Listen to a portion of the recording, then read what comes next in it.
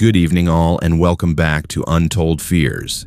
Tonight, you will journey deep into the heart of Tennessee, through forgotten hollers and mist-shrouded crossroads where secrets linger just beyond the light, and fear is as thick as the fog that crawls through the valleys. These are not tourist tales or campfire fiction, but the disturbing truths whispered in small towns, the stories locals share in hushed tones when they think no one else is listening. If you are new here, make sure to subscribe to Untold Fears for daily true horror content that will keep you up at night. Hit that notification bell so you never miss when the darkness calls. Back in 2019, I was 24 years old, living alone in my grandmother's old farmhouse just outside Adams, Tennessee after she passed away. I inherited the property and decided to fix it up before selling it. But I never expected what would happen during those 3 months I spent in that house. My grandmother had lived there for 40 years, and I had visited countless times as a child, running through the fields and sleeping over on weekends without ever feeling anything out of the ordinary. But the moment I moved in after her funeral, something felt different. The air inside felt heavier somehow, like the house itself was holding its breath. The farmhouse sat at the end of a long gravel driveway, surrounded by 30 acres of overgrown fields and woods that pressed in close on 3 sides. The nearest neighbor was Mrs. Henderson, who lived about half a mile down the road, and she was in her 80s and mostly kept to herself. I worked the night shift at the regional hospital in Clarksville, which meant I would arrive home around 7 in the morning, sleep until mid-afternoon, and then have a few hours before heading back to work. It was an isolated existence, and looking back now, I realize how vulnerable that made me. The first week passed without incident. I was too busy sorting through my grandmother's belongings, boxing up her clothes and photographs, scrubbing years of dust from the corners. The house was old, built sometime in the 1890s, according to the deed, and it made all the usual sounds that old houses make. The floorboards creaked when you walked across them. The windows rattled when the wind picked up. The pipes groaned and clanked when you ran the hot water. I told myself these were normal things, nothing to worry about. But then the knocking started. It was the second week, on a Tuesday night around 2 in the morning. I had just gotten home from my shift and was making myself something to eat in the kitchen when I heard it. 3 distinct knocks coming from inside the wall next to the refrigerator. Knock, knock, knock. I froze with my hand on the cabinet door and listened. Silence. I waited for a full minute, but nothing else happened. I convinced myself it was the pipes, even though it had not sounded like pipes at all.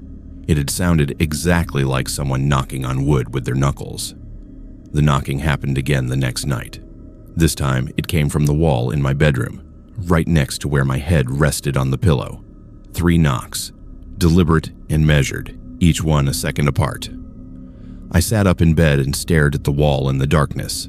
The wallpaper was old and yellowed, with a faded floral pattern that my grandmother had put up decades ago. I reached out and knocked back, feeling foolish even as I did it. Nothing responded. I eventually fell asleep, but my dreams were uneasy and filled with shadows. On the 4th night, something new happened. I was lying in bed, trying to sleep, when I heard a scratching sound at the window. It was rhythmic, like fingernails dragging across the glass. Scratch, scratch, scratch. I got up and pulled back the curtain, half expecting to see a tree branch scraping against the pane. But there was nothing there. The nearest tree was 20 feet away, and there was no wind that night. The air outside was perfectly still, and the moon hung full and bright in the clear sky. I pressed my face against the cold glass and looked down at the ground below the window. Nothing moved in the silver light. No animals, no branches, nothing that could explain the sound I had just heard. I went outside in my pajamas and bare feet, walking around the perimeter of the house with the flashlight. The grass was wet with dew and cold against my skin. I examined every window, looking for marks or scratches, but the glass was clean. I felt ridiculous standing there in the middle of the night, shining my flashlight at the side of an empty house. But when I went back inside and climbed into bed, the scratching started again. This time it was louder, more insistent, and it came from 2 windows at once. The one next to my bed and the one across the room. I pulled the blankets over my head and waited for it to stop. It continued for what felt like hours before finally falling silent just before dawn. The next morning, I called my mother and told her about the noises. She suggested it might be mice in the walls or raccoons on the roof. I wanted to believe her, but I knew what I had heard. Those sounds were not being made by animals. They were too deliberate, too purposeful. But I did not say that to my mother because I did not want her to think I was losing my mind. Instead, I thanked her for the advice and told her I would set some traps. That night, I worked my usual shift at the hospital. When I got home the next morning, I noticed something strange. There were handprints on the inside of the living room window, 4 of them, pressed against the glass as if someone had been standing inside the house looking out. But I lived alone, and I had not touched that window in days. The prints were smaller than my own hands, more delicate, with long, slender fingers. I stared at them for a long time, trying to make sense of what I was seeing. Then I cleaned them off with glass cleaner and tried to forget about them. But the handprints appeared again the next day. This time on the kitchen window, and then on the bathroom mirror. Always the same size, always pressed against the glass from the inside. I stopped cleaning them off because they would just reappear, and it was starting to frighten me in a way I could not fully explain. It was the deliberateness of it that scared me most. Someone or something was trying to communicate, and I did not want to know what it was trying to say. 2 weeks into my stay, the sounds escalated. I came home from work one morning to find all the cabinet doors in the kitchen standing open. I knew I had closed them the night before because I always closed them. It was a habit my grandmother had insisted on, and I had continued it without thinking. But now every single door hung open, revealing the neat rows of dishes and glasses inside. I closed them all and went to bed, but I could not sleep. I lay there listening to the house, waiting for something else to happen. It did not take long. Around noon, I heard footsteps in the hallway outside my bedroom. Slow, measured steps, like someone walking carefully to avoid making too much noise. I held my breath and listened. The footsteps moved from one end of the hall to the other, then stopped directly outside my door. I could see the shadow of feet blocking the light that came through the gap at the bottom of the door. Someone was standing there, waiting. I wanted to call out to demand who was there, but my voice would not work. The fear had wrapped itself around my throat like a cold hand. After what felt like an eternity, the shadow moved away, and the footsteps continued down the hall. I heard them descend the stairs, one creaking step at a time, and then silence. I got out of bed and opened my door. The hallway was empty. I checked every room in the house, looking in closets and behind doors, but I was completely alone. There was no one there. There had never been anyone there. That night, I called my best friend Sarah and asked if I could stay with her for a few days.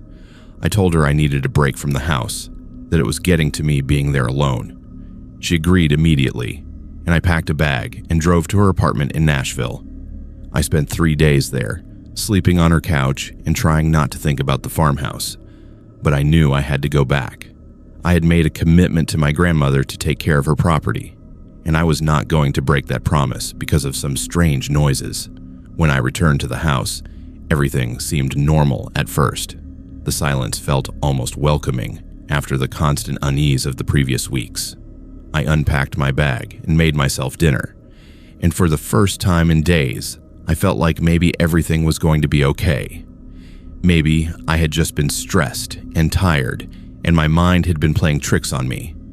Maybe there was a logical explanation for everything that had happened. But that night, everything changed. I was lying in bed reading when I heard it. A woman's voice, singing. It was coming from somewhere in the house, a hymn I recognized from my grandmother's funeral. The voice was clear and beautiful, rising and falling with perfect pitch. I set down my book and listened, my heart hammering in my chest. The singing was coming from the hallway, just beyond my closed bedroom door. I got out of bed and stood there in my pajamas trying to decide what to do. Part of me wanted to run, to grab my keys and drive away and never come back. But another part of me, the part that had spent countless childhood summers in this house, wanted to understand what was happening. I reached for the doorknob and turned it slowly, easing the door open just a crack. The hallway was dark except for a faint glow coming from the far end near my grandmother's old bedroom. The singing was louder now, the words clear and distinct. Amazing grace, how sweet the sound. I stepped into the hallway and looked toward the light. There was a figure standing at the end of the hall, a woman in a long white nightgown, her back to me, facing the door to my grandmother's room. Her hair was long and dark and hung down past her shoulders. She was translucent, like looking at someone through frosted glass. I could see the outline of the doorframe through her body. I stood frozen, unable to move or speak or breathe. The woman continued singing, her voice filling the hallway with sound. Then slowly, as if she sensed my presence, she began to turn around. I did not want to see her face. Some deep instinct told me that if I saw her face, something terrible would happen. I stumbled backward and reached for my bedroom door, but my hands were shaking so badly I could not grasp the handle. The woman was fully turned now, facing me directly. Where her face should have been, there was only darkness, a void that seemed to pull the light from the air around it. She took a step toward me, and then another, gliding across the floor without making a sound. The singing had stopped, replaced by a silence so complete it felt like being underwater. I finally managed to grab the door and pull myself back into my bedroom, slamming it shut and turning the lock. I pressed my back against the wood and slid down to the floor, wrapping my arms around my knees. There was a knock on the door. 3 slow, deliberate knocks, the same pattern I had been hearing for weeks. Then another 3 knocks, and another. The knocking continued for hours, never stopping, never changing rhythm. I sat there on the floor with my hands pressed over my ears, waiting for dawn. When the sun finally rose and light began filtering through my bedroom window, the knocking stopped. I waited another hour before I finally worked up the courage to open the door. The hallway was empty and bright with morning sun. Everything looked normal, peaceful, ordinary. But I knew what I had seen. I knew what I had heard, and I knew I could not stay in that house another night. I called my friend Sarah from the driveway and told her everything. She did not question me or try to convince me I had imagined it. She just told me to come to her apartment and we would figure out what to do. I threw some clothes in a bag and left, not bothering to lock the door behind me. I never went back inside that house again. Sarah helped me research the property's history. We discovered that a woman had died in the house in 1892, just 2 years after it was built. Her name was Eleanor Whitmore, and according to the records we found, she had died of unknown causes in her sleep. The newspaper article about her death mentioned that she had been known for her beautiful singing voice and that she sang in the church choir. No other details were available, but it was enough. I understood now what had been happening in that house. Eleanor had never left. I sold the property as is 6 months later to someone who did not believe in ghosts.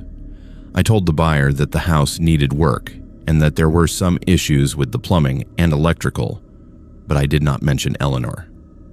Part of me felt guilty about that, but another part of me reasoned that maybe Eleanor would not bother someone who did not believe in her. Maybe she only appeared to people who were open to seeing her. I wonder if they still live there. I wonder if they hear the knocking in the walls and the singing in the hallways. I wonder if they have seen her standing at the end of the hall with that darkness where her face should be.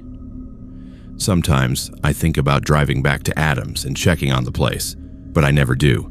Some doors, once closed, should stay that way, and I have no desire to open that one again. In the summer of 2017, I was working third shift at a gas station on Highway 25, outside Jellicoe, Tennessee. I was 19 years old, and it was one of those tiny truck stop places where you might see 5 customers the whole night. The pay was not great, but it was easy money for a kid who had just graduated high school and was trying to save up for community college. My shift ran from midnight to 8 in the morning, and for the first few months, nothing unusual ever happened. Just truckers stopping for coffee and cigarettes, the occasional local coming in for beer or snacks, and long stretches of emptiness where I would sit behind the counter playing games on my phone. The building itself was small and dated, with 2 gas pumps out front that looked like they had been there since the 80s. Inside there were 3 aisles of basic supplies, a cooler full of drinks along the back wall, and a hot food section that never worked properly. The lighting was harsh and fluorescent, casting everything in a sickly yellow glow. Behind the counter where I sat, there was a stool, a register, and a wooden baseball bat that my manager kept tucked in the corner. He told me on my first day that if anyone ever tried to rob the place, I should just give them the money and not be a hero. The bat was only there to make me feel safer, he said, but I should never actually use it. My manager was a man named Dale, who owned 3 gas stations in the area and rarely showed up to this one. He would stop by maybe once a week to collect the deposits and check that everything was running smoothly. The rest of the time, I was completely on my own. The isolation never bothered me at first. I liked the quiet, the sense that I was the only person awake for miles around. But that changed after what happened with Eddie. Eddie was a regular customer, a trucker who would stop by every Tuesday and Thursday night around 2 in the morning. He drove long hauls between Nashville and Cincinnati, and our station was one of his usual stops. He was a friendly guy, probably in his 50s, with a gray beard and a Tennessee Titans cap he always wore. We would chat while he bought his coffee and whatever snacks he wanted for the road. He told me about his wife back in Nashville, his 2 grown daughters, the places he had been. I looked forward to seeing him because it broke up the monotony of the night. Then one week, Eddie did not show up. Tuesday came and went with no sign of him. Thursday passed the same way. I figured maybe his route had changed or he was on vacation.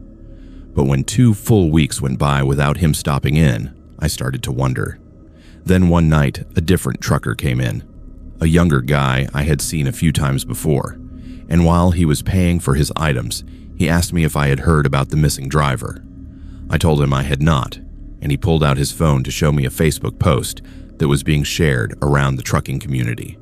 The post had a picture of Eddie, the same friendly face I had gotten to know over the past few months. According to the text, he had been reported missing after failing to complete a delivery.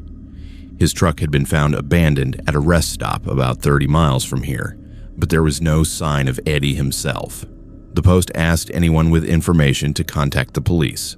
I felt a cold weight settle in my stomach as I stared at the picture. The last place Eddie had been seen, according to the post, was at a gas station on Highway 25 outside Jellicoe. This gas station. The next day, I called the police and gave them a statement. I told them that Eddie had been a regular customer and that I had seen him many times, but I could not remember the specific last time he had been in because the nights all blended together. They thanked me for the information and said they would be in touch if they needed anything else. I hung up feeling uneasy, like I should have been able to remember more details, something that might help them find him. But the truth was, I had no idea what had happened to Eddie, and the thought that something terrible might have occurred somewhere near where I worked every night made me nervous in a way I had not been before. After that, I started paying more attention to the customers who came in. I looked at their faces, tried to remember details about them, noticed the vehicles they drove. Most of the people were harmless, just tired travelers passing through. But there was one man who started coming in regularly, who made me uncomfortable from the very beginning. He would show up around 3 in the morning, always alone, always in the same beat-up sedan. He never bought much, just a pack of cigarettes or an energy drink, but he would linger in the store for 20 or 30 minutes, walking up and down the aisles slowly, picking up items and putting them back. The first time I noticed him doing this, I thought maybe he was just killing time, trying to stay awake on a long drive. But it kept happening, night after night, and I started to realize he was watching me. He would position himself at the end of one of the aisles, where he had a clear view of the counter, and he would just stand there pretending to look at the shelves while his eyes stayed fixed on me. When I would look directly at him, he would quickly grab something random and bring it to the counter, making small talk while I rang him up. He never smiled. His voice was flat and emotionless, and he had this way of staring that made my skin crawl. One night, he asked me what time I got off work. The question caught me off guard, and I lied instinctively, telling him my manager would be arriving at 6. He nodded slowly and said that was good, that it was not safe for someone to be alone out here all night. Then he paid for his cigarettes and left. I watched through the window as he sat in his car in the parking lot for another 10 minutes before finally driving away. After that, I started keeping the baseball bat on the counter next to the register instead of tucked away in the corner. He came back 3 more times over the next week, each visit following the same pattern. He would browse the aisles while watching me, buy something small, ask me strange questions. Once he asked if I lived nearby. Another time he wanted to know if I had ever seen anything weird happen at the station late at night. His questions felt like he was testing me, trying to figure something out. I gave vague answers and tried to appear calm, but inside I was terrified. I called my manager Dale and told him about the guy, described his car and his behavior. Dale said he would try to be around more during my shifts, but he never showed up when I needed him to. Then one night, about 3 weeks after Eddie's disappearance, something happened that changed everything. I was working my usual shift, and it was one of those dead quiet nights where hours would pass without a single customer. Around 3 in the morning, I heard a car pull up to the pumps outside. Through the window, I could see it was the strange man in his sedan. My heart started pounding immediately. He did not get gas. He just parked at the pump and sat there in his car, the engine running, staring at the store. I picked up the phone and held it in my hand, ready to call the police if he tried to come inside, but he just sat there for what felt like forever, maybe 20 minutes, just watching. Then finally he turned off his engine and got out of the car. I stood up behind the counter, gripping the baseball bat with my other hand. He walked toward the door slowly, his hands in his pockets, and when he pushed it open, the bell above the door chimed, and the sound made me jump. He came inside and stopped just past the entrance, looking around the empty store. Then he looked at me and said he wanted to ask me something important. I told him I was busy and that he needed to either make a purchase or leave. He ignored me and kept walking toward the counter. His eyes locked on mine with an intensity that made my blood run cold. He asked me if the police had talked to me about the missing trucker. I said yes, they had. He nodded and said that was what he thought. Then he told me I should be careful about what I told the police, that sometimes it was better to mind your own business and not get involved in things that did not concern me. I told him I did not know what he was talking about and that he needed to leave. He leaned against the counter and said he was just trying to give me some friendly advice. He said this was a dangerous area, that bad things happened out here on the highway, and that a young kid like me should not be working alone at night. He said it would be a shame if something happened to me. Then he asked again what time I got off work, and this time I told him my manager was in the back office. I said it loudly, hoping he would believe me and leave. He smiled for the first time since I had known him, a cold smile that did not reach his eyes, and said he did not think that was true. I was about to pick up the phone and call the police right in front of him when he finally pushed away from the counter and said he needed to get going. He walked back toward the door, and just before he left, he turned and told me to have a good night, that he would see me around.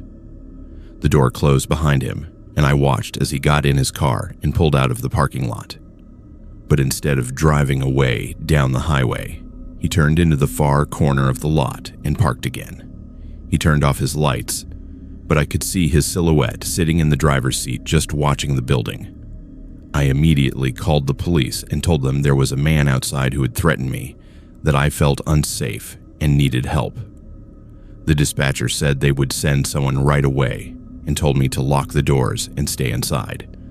I locked the doors and turned off some of the interior lights so it would be harder for him to see me. I kept my eyes on his car, watching for any movement, He just sat there, not moving, for what felt like an eternity.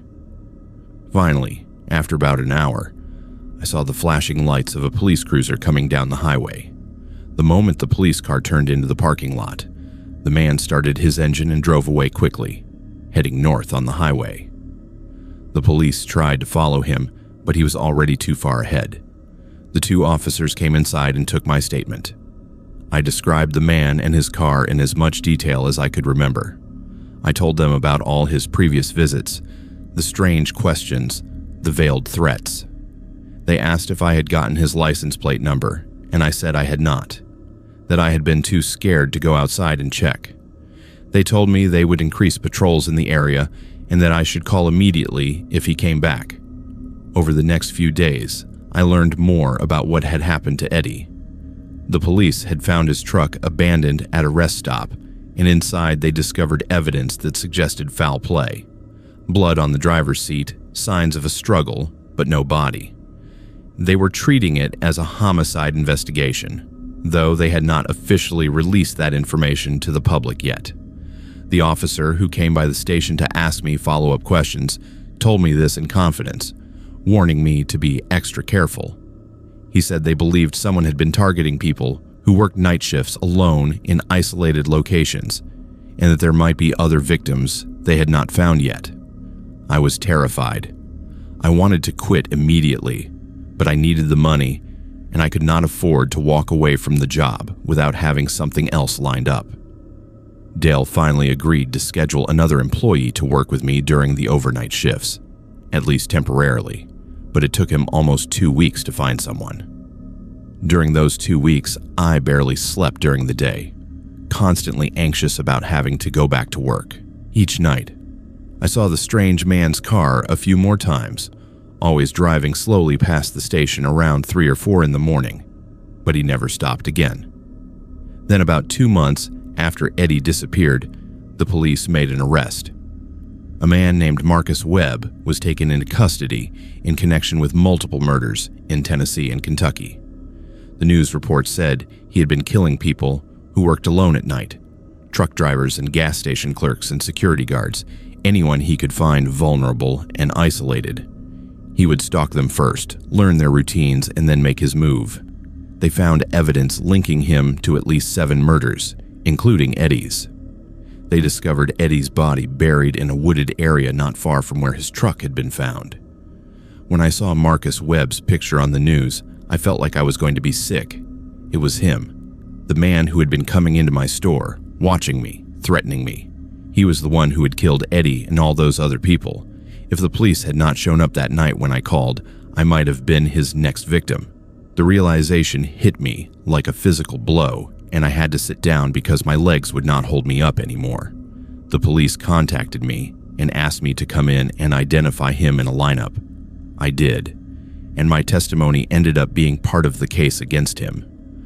Marcus Webb was eventually convicted of multiple counts of first-degree murder and sentenced to life in prison without the possibility of parole. The trial took almost a year, and I had to testify about the encounters I had had with him at the gas station. It was one of the hardest things I have ever had to do, sitting in that courtroom and looking at him while I described how afraid I had been, knowing that he had planned to kill me just like he had killed all those others. I quit my job at the gas station the week after his arrest. I did not care that I had not found another job yet. I could not go back there, could not stand behind that counter, knowing what had almost happened.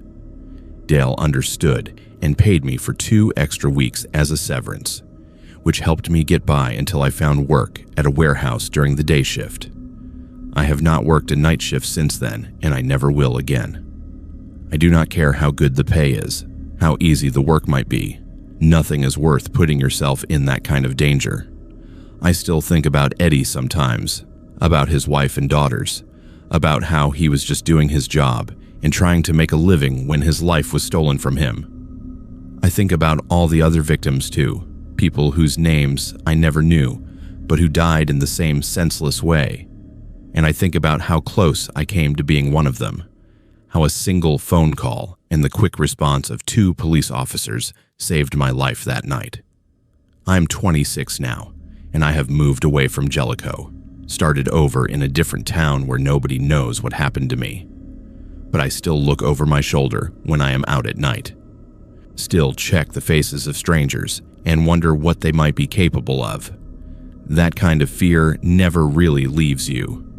It just becomes part of who you are, a permanent shadow that follows you everywhere you go. And I would not wish that on anyone. When I think about what happened that night behind Charlotte's house, the memory flickers like lights in the mist, shaping and reshaping itself until I am not sure where fear ends and reality begins.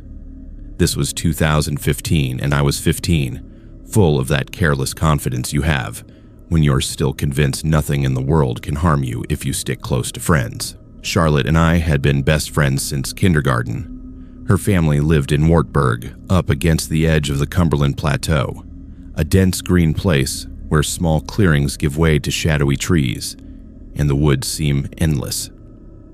Her parents were farmers who loved big family gatherings, fire pits, and letting us roam the property as long as we checked in every few hours. It was the kind of place where the nearest streetlight was half a mile away, and your only real sense of time came from the call of morning crows and the light shifting through the canopy overhead. That weekend, I stayed over at Charlotte's because we had planned a backyard camping night. I brought an old tent, a ratty sleeping bag, and way too many snacks. Her parents liked to let us have the run of the yard and even the first 100 meters or so into the woods, as long as we promised not to cross the fence where their property met the state forest. We were sure nothing bad ever happened in sleepy Wartburg. The sort of thing you heard about happened other places, anywhere but here. After dinner, we dragged our supplies into the field behind her house. We set up our tent next to a half-dead pine at the edge of the woods, close enough to see the porch light in the distance, but far enough to feel brave. We built our little fire, roasting marshmallows and telling each other the creepiest stories we could remember. Eventually, Charlotte's little brother lost interest and wandered inside, leaving us with just each other and the gentle hum of crickets and tree frogs. Somewhere around 11, the fire burned to embers. We lay back on a plaid blanket, staring at the stars peeking through the clouds. The day's warmth lingered, turning the air heavy and sweet. It should have been perfect, except we had both started feeling that odd, hair-raising sense you sometimes get when you are watched. I would stare into the black tree line, convinced I saw small movements just far enough to be uncertain. Charlotte noticed too, but when I brought it up, she shrugged that it was probably just an armadillo or a raccoon. That is when we heard the humming. At first, it was so faint that I thought it was just wind, but the sound grew, a low vibration that did not fit the night, a droning, almost musical note that seemed to hover at the edge of our hearing. It rose and fell, pulsing like a heartbeat. Charlotte and I sat up, scanning the trees. She whispered, "Do you hear that?" I nodded. I found my flashlight and swept its beam through the undergrowth, half expecting a pair of animal eyes. The beam wobbled as my hand shook. The noise stopped suddenly, leaving a silence loud enough to make my ears ring. I let out a shaky laugh and started making jokes to break the tension, but Charlotte's face stayed tense. Suddenly, every cricket and frog seemed to have been muted at once. The stillness pressed in, making the air thick. Even the distant barking of a neighbor's dog faded away. The silence was absolute. From the far side of the field, down by the fence, where the forest began in earnest, we saw the first light.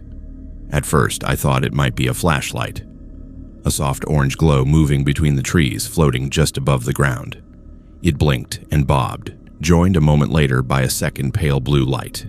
Together they moved in a dance, swirling around each other, rising and falling, without any visible source holding them. My mouth went dry. Charlotte grabbed my arm so hard her fingernails bit into my skin. For a long moment, we sat in stunned silence, watching as the orbs floated around the fence, drawing closer with hypnotic calm. Their light did not brighten the grass or trees or cast shadows. It just glowed, unreal, untouchable. It is hard to say how long we watched, lost between terror and wonder. Charlotte began to whisper prayers, her voice trembling. I was frozen, my thoughts cycling between running for the house and screaming for her parents. But I was afraid that any sudden noise from us might bring those lights closer, might provoke whatever intelligence or intention lay behind them. At one point, the blue orb darted ahead of the orange and came to rest just inside our property line. We heard an audible crack as if something heavy snapped a branch. Both lights hovered for a second, then advanced again, pulsing in a rhythm, one that felt almost alive, like a breath or a warning. Charlotte finally found her voice and screamed for her dad, her voice splitting the silence. We heard a shout from the house, her father, startled by her scream. Then the back door banged open and his flashlight danced wildly through the dark. Charlotte's dad was a Vietnam vet and never went outside at night without his old hunting shotgun. I saw the glint of metal as he crashed through the grass toward us. As his beam cut across the yard, the orbs drifted apart. The orange one faded to nothing, vanishing in a single, silent pop, while the blue orb zipped back into the trees so quickly it almost looked like the light had been snuffed out by a hand. The droning hum started again, then died the moment Charlotte's dad reached us.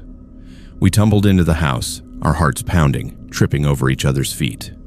As Charlotte's mom fussed over us, her dad went back outside, heading toward where the lights had been, shotgun at the ready and his big work boots pounding the grass. He returned 15 minutes later, confused and half angry, saying he found a perfect circle trampled into the grass near the fence. Grass bent and flattened in, a spiral, not cut or broken. I slept in a guest room that night, but I barely closed my eyes. I kept seeing the orbs playing through my imagination, taunting me with the silent question of what might have happened had we been braver or more foolish and tried to approach them. The next day, we went out to inspect the circle with her dad.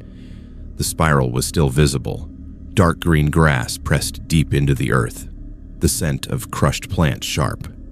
At the center was a ring of ash, not from our campfire, but older, grayer, delicate as cigarette ash left too long on a tray. No animal prints, Charlotte's dad insisted. No signs of people either, unless you counted the absence of footprints. Just that eerie, immaculate spiral. He muttered something about kids playing tricks, but his eyes darted back to the woods more than once as he walked the fence. Charlotte's mom called a neighbor up the road, and soon 3 families had come to view the site. Every single one of them told us the same thing. That area of the property had never grown right, not since the water table shifted years before. And sometimes, late at night, strange lights could be seen floating in the forest. Some said it was methane flames. Others blamed it on swamp gas, old miners, or even residual static from a long-gone power line. Nobody seemed eager to test their theory or linger after dark. All day, Charlotte and I huddled in the house, alternating between speculating and swearing we would never go back outside after sunset. Yet by dusk, curiosity got the better of us. This time we brought her brother, figuring there was safety in numbers. With flashlights and trembling courage, we crept down to the fence line. We waited, whispering nervously until the sky turned black. But there were no lights that night, and the spiral looked less mysterious in the harsh beam of our flashlights. Just flattened grass in a field that had seen its share of storms and wandering animals. That might have been the end of things, a one-night story to share and embellish. But as the summer wore on, we heard more odd stories. 2 neighbors claimed to see orbs moving through the woods. Another swore they saw a transparent figure gliding through the trees, accompanied by the same humming Charlotte and I had witnessed. Reports filtered in of animals refusing to cross patches of the woods, of children waking up at night certain they had been watched through the windows. By August, the spiral patch in the grass had become bare, the dirt cold to the touch no matter how hot the sun. Charlotte's dad even sent a soil sample to the nearest university. A friend in the agriculture department poked at the sample and said nothing was unusual, except nothing ever grew there again. The final straw came late that fall. Charlotte's dad, never the superstitious type, installed security cameras aimed at the field. We caught glimpses of flickering lights, movements that did not correspond to animals, but the images were blurry, as if the cameras resisted capturing what we needed to see. One night, the house's power went out at exactly 2:13 a.m., and when the power resumed, all the cameras had reset to factory settings, erasing their memory. Charlotte's dad switched to old-school vigilance every night for a week, but nothing happened while he watched. By senior year, Charlotte's family had decided to move to southern Tennessee, far away from the haunting pressure of the woods. The house sold quickly. We lost track of who bought it, but Charlotte heard rumors that the buyers lasted less than a year before reselling, convinced the property was unlucky. Every so often, I go digging online.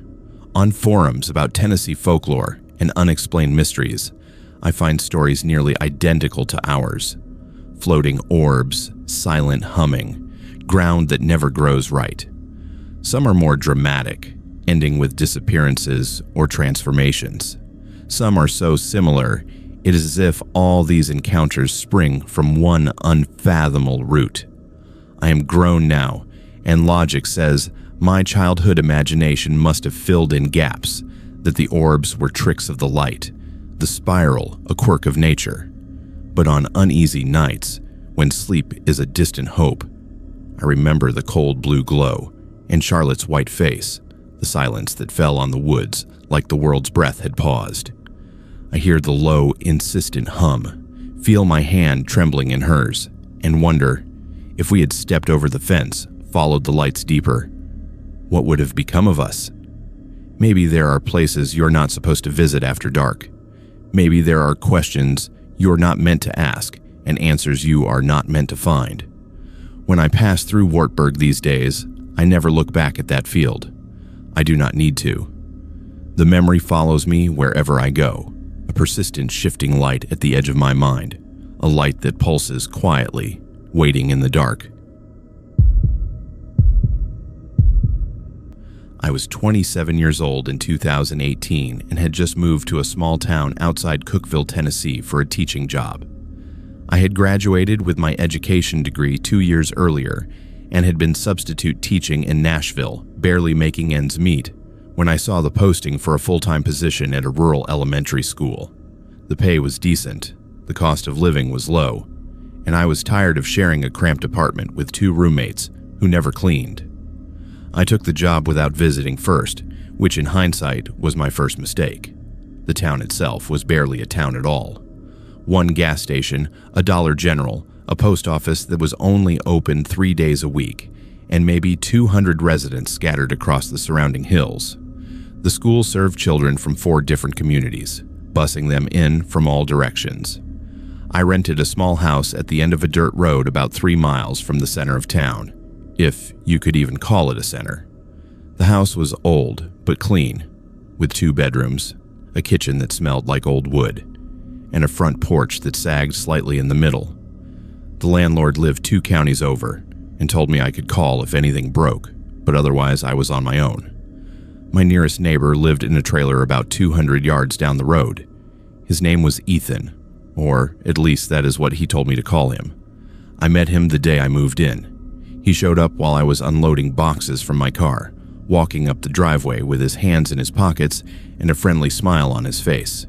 He was probably in his early 30s, lean and sunburned, with close cropped hair and a way of looking at you that felt too direct. He offered to help me carry some of the heavier boxes inside, and I accepted because I was tired and did not want to make multiple trips. He seemed normal enough at first. He talked about the area, told me which roads flooded when it rained, warned me that cell service was spotty and I should keep a landline.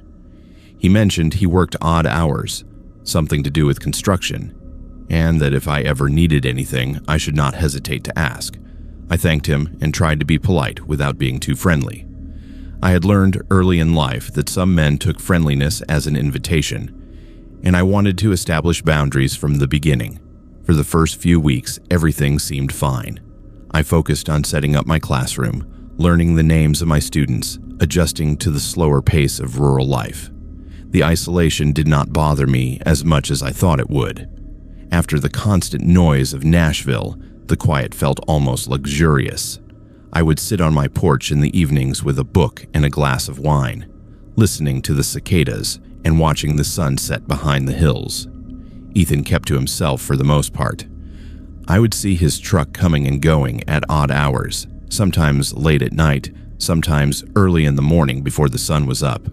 Occasionally, he would wave if we happened to be outside at the same time, but he did not try to start conversations or linger. I was grateful for that. I had enough to worry about with lesson plans and parent-teacher conferences without having to navigate an overly friendly neighbor. But then I started noticing things. Small things at first, easy to dismiss. Cars coming down our road at 2 or 3 in the morning, their headlights sweeping across my bedroom wall as they turned into his driveway. The sound of voices, low and urgent, followed by doors slamming. Once I heard what sounded like an argument, a woman's voice raised and angry, then silence. I told myself it was not my business. People had complicated lives, and just because something seemed strange to me did not mean it was actually wrong. Then one night in late September, I saw something that I could not dismiss. It was around midnight, and I had gotten up to get a glass of water. My kitchen window faced toward Ethan's property, and as I stood at the sink, I saw 2 figures in his driveway illuminated by the motion sensor light he had installed above his trailer. Ethan and another man, both of them struggling to carry something heavy between them. At first, I thought it was furniture, maybe a couch or a rolled-up mattress. But the way they were moving, the way the object sagged and bent in the middle made me realize it was not furniture at all. It was a large rolled-up carpet, the kind that is thick and heavy and hard to maneuver. They were having trouble with it, stopping every few feet to adjust their grip. Eventually, they heaved it into the back of a pickup truck that I did not recognize. They covered it with a tarp, said something to each other that I could not hear, and then the other man drove away while Ethan went back inside his trailer. I stood at the sink for a long time after that, my heart beating too fast, my mind trying to find an innocent explanation. Maybe he was just getting rid of an old carpet. Maybe he was helping a friend move. Maybe I was letting my imagination run wild because I had been watching too many crime shows before bed. I convinced myself it was nothing and went back to sleep, though it took me a long time to quiet my thoughts. A few weeks passed without incident. I almost forgot about what I had seen. Then one afternoon, I was at the Dollar General picking up some groceries when I saw a missing person flyer taped to the window near the entrance. A young woman named Jessica Reynolds had disappeared from a town about 20 miles away. She was 24 years old, a waitress at a truck stop diner, last seen leaving work on a Friday night. The police were asking anyone with information to call a tip line. I stared at her picture for a long time, a smiling blonde woman with kind eyes, and felt a cold weight settle in my stomach. That night, I could not stop thinking about the carpet, about the way it had sagged in the middle like there was the weight inside it, about the furtive way Ethan and the other man had moved, checking over their shoulders, working quickly.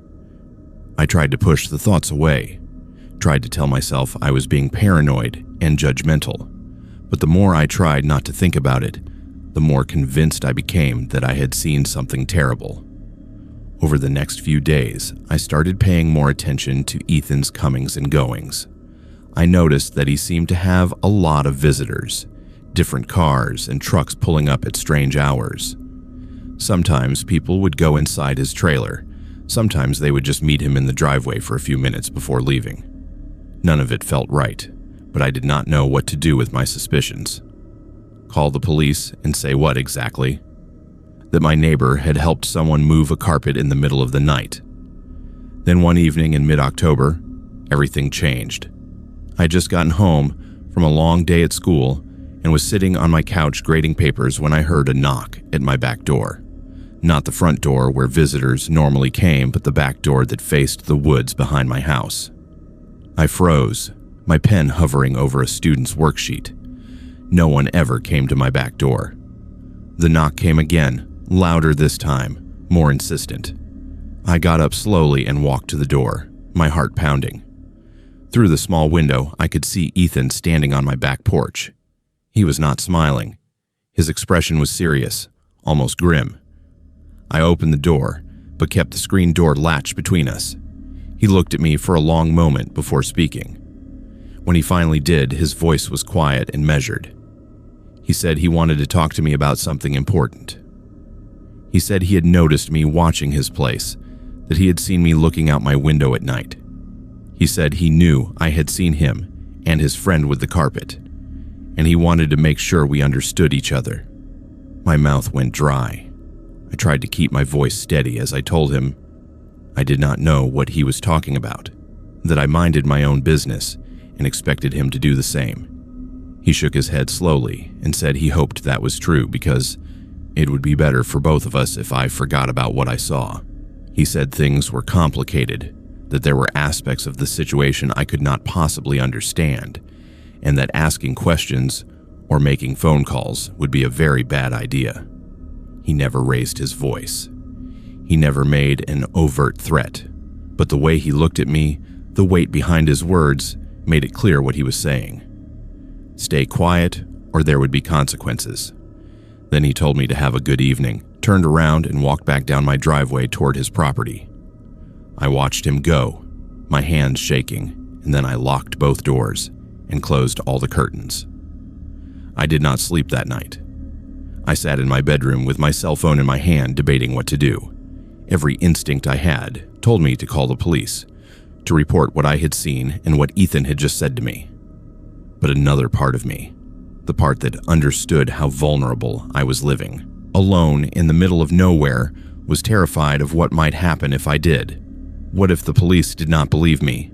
What if they questioned Ethan and then left, and I was still there, still alone, with a neighbor who now knew I had tried to turn him in?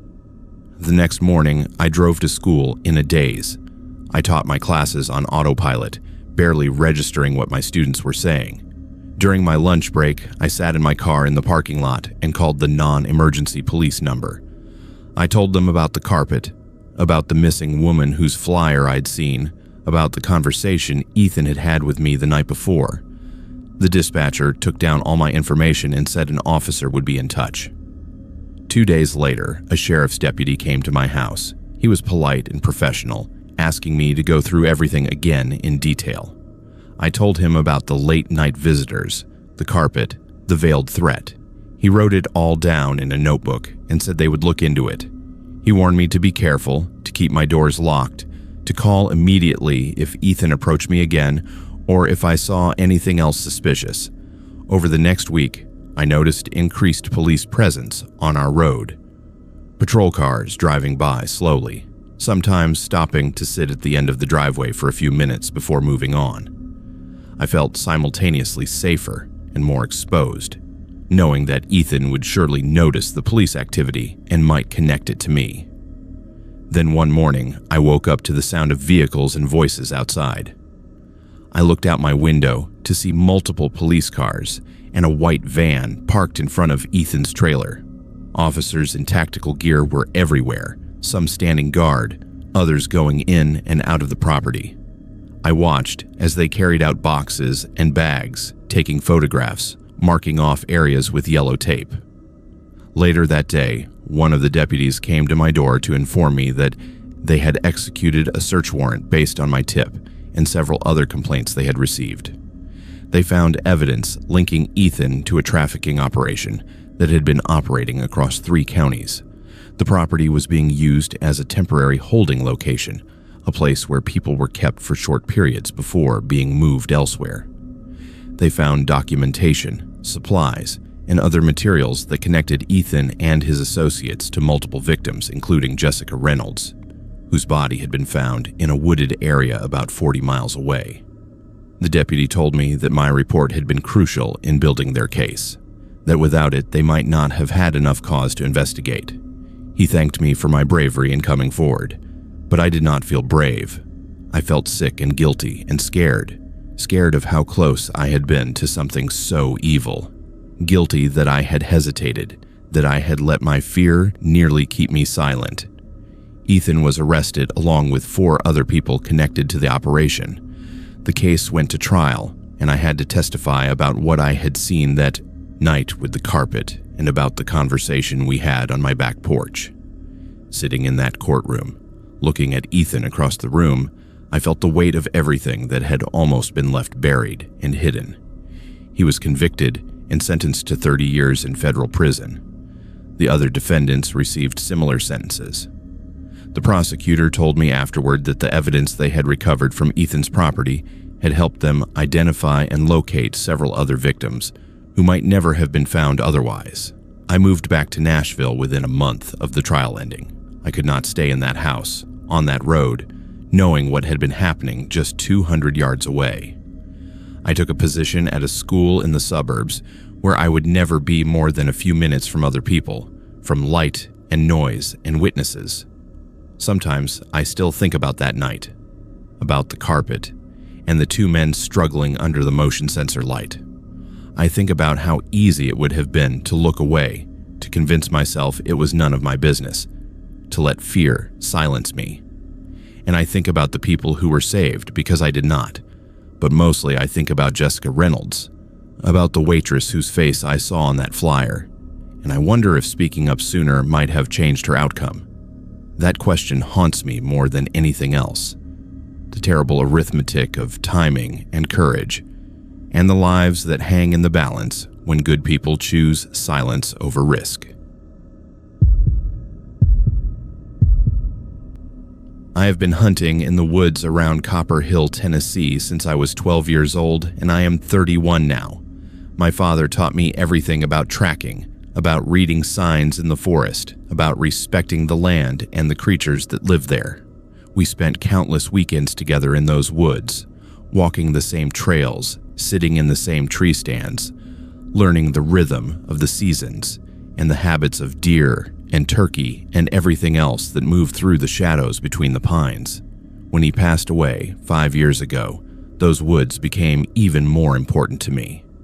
They were the place where I felt closest to him, where his voice still echoed in my memory, teaching me patience and stillness. I thought I knew every inch of that forest, every hollow, every ridge, every creek bed that ran full in spring and went dry by August. I'd never believed in cryptids or folklore or any of the strange stories that mountain people sometimes told around fires. I believed in what I could see and touch and track, in the physical world that made sense according to rules I understood.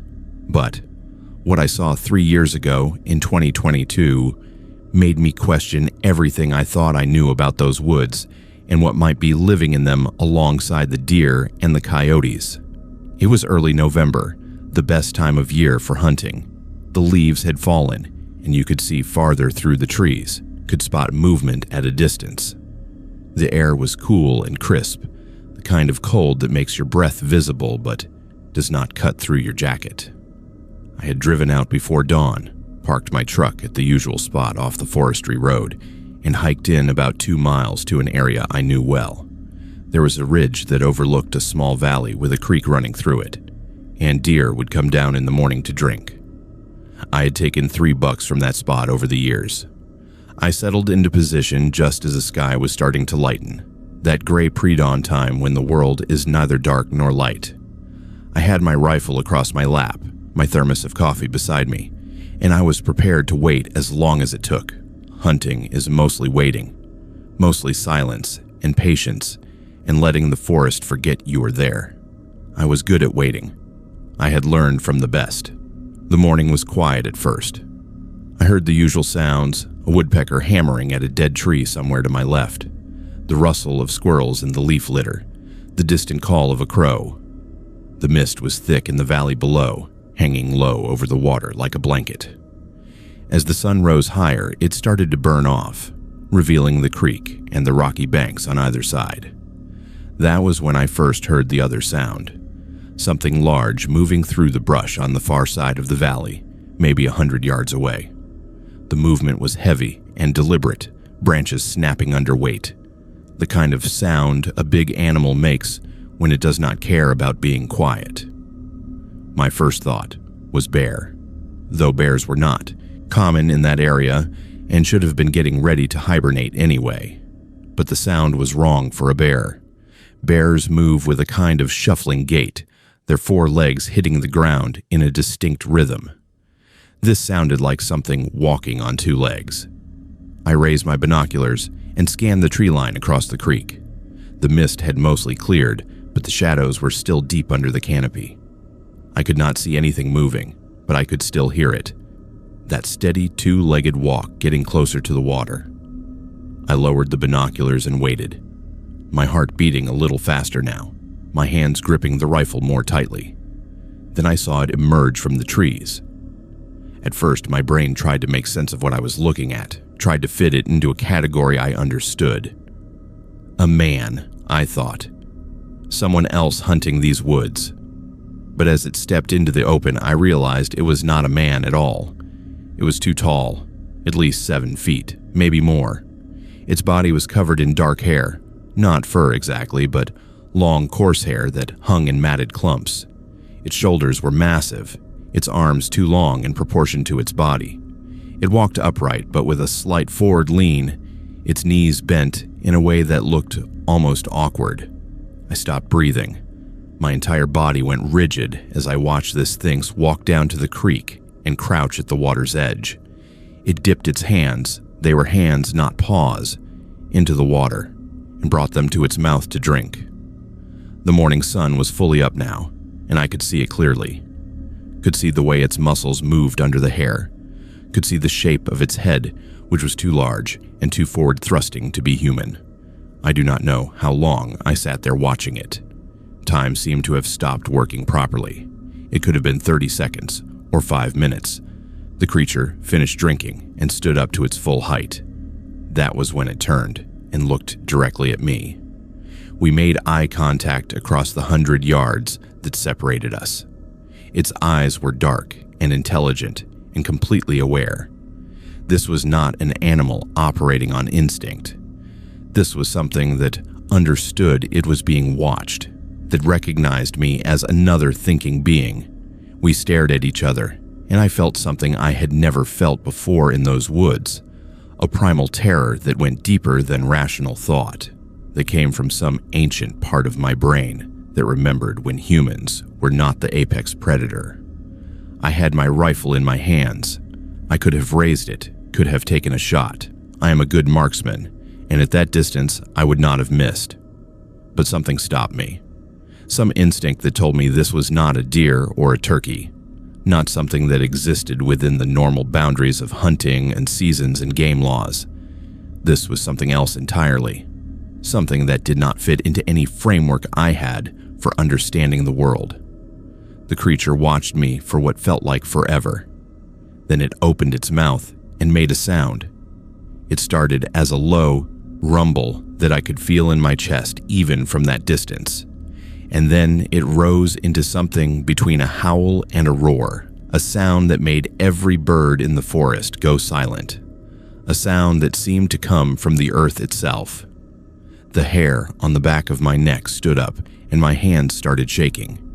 Then it turned and walked back into the trees, not running, but moving with purpose, crashing through the undergrowth and disappearing into the shadows. The sound of its passage faded gradually until the forest was silent again, except for my own ragged breathing and the pounding of my heart.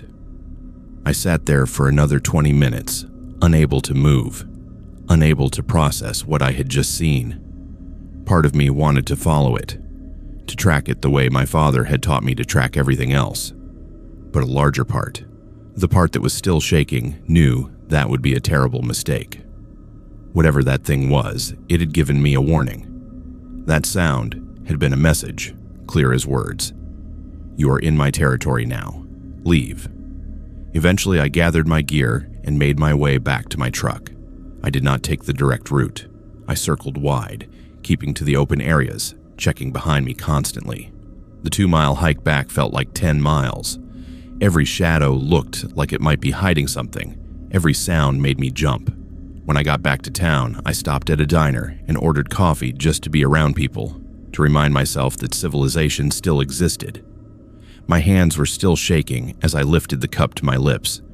The waitress asked if I was okay, and I told her I was fine. just cold from being out in the woods so early. I did not know how to explain what I'd seen. I barely believed it myself. Later that day, I did what I should have done years ago. I went to the library and started researching. I learned about the Tennessee wild man, a creature that had been spotted in the area for generations, reports going back to the 1800s, stories from Cherokee oral tradition that went back even further.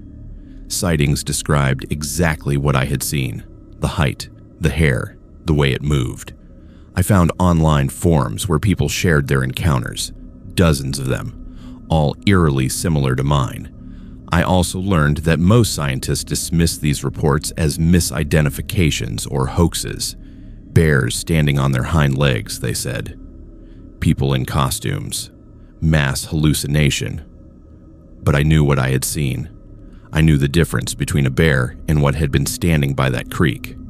And I knew that whatever it was real, and it was out there in those woods where I had been hunting my entire life. I have not gone back to that area since then. I still hunt, but I choose different locations, places that feel safer somehow, though I know that is probably an illusion. I never hunt alone anymore. I bring my brother-in-law or one of my cousins, and I never stay past mid-morning. I tell people it is because I am getting older, that I do not have the patience for all-day hunts anymore. But the truth is I am afraid of what I might see if I stay too long, of what might be watching me from the shadows between the trees. Sometimes I think about my father, about all those years we spent in those woods together.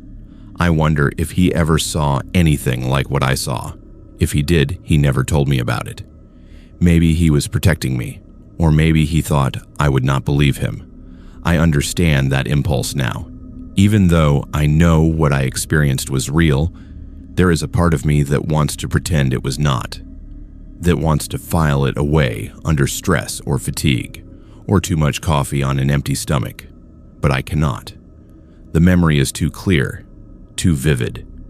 I can still see those dark eyes looking at me across the water, can still hear that sound rumbling up from deep in its chest, can still feel that ancient fear that made my hands shake and my legs want to run. Whatever the Tennessee wild man is, whether it is some undiscovered species or something else entirely, I know it exists. I know it lives in those woods.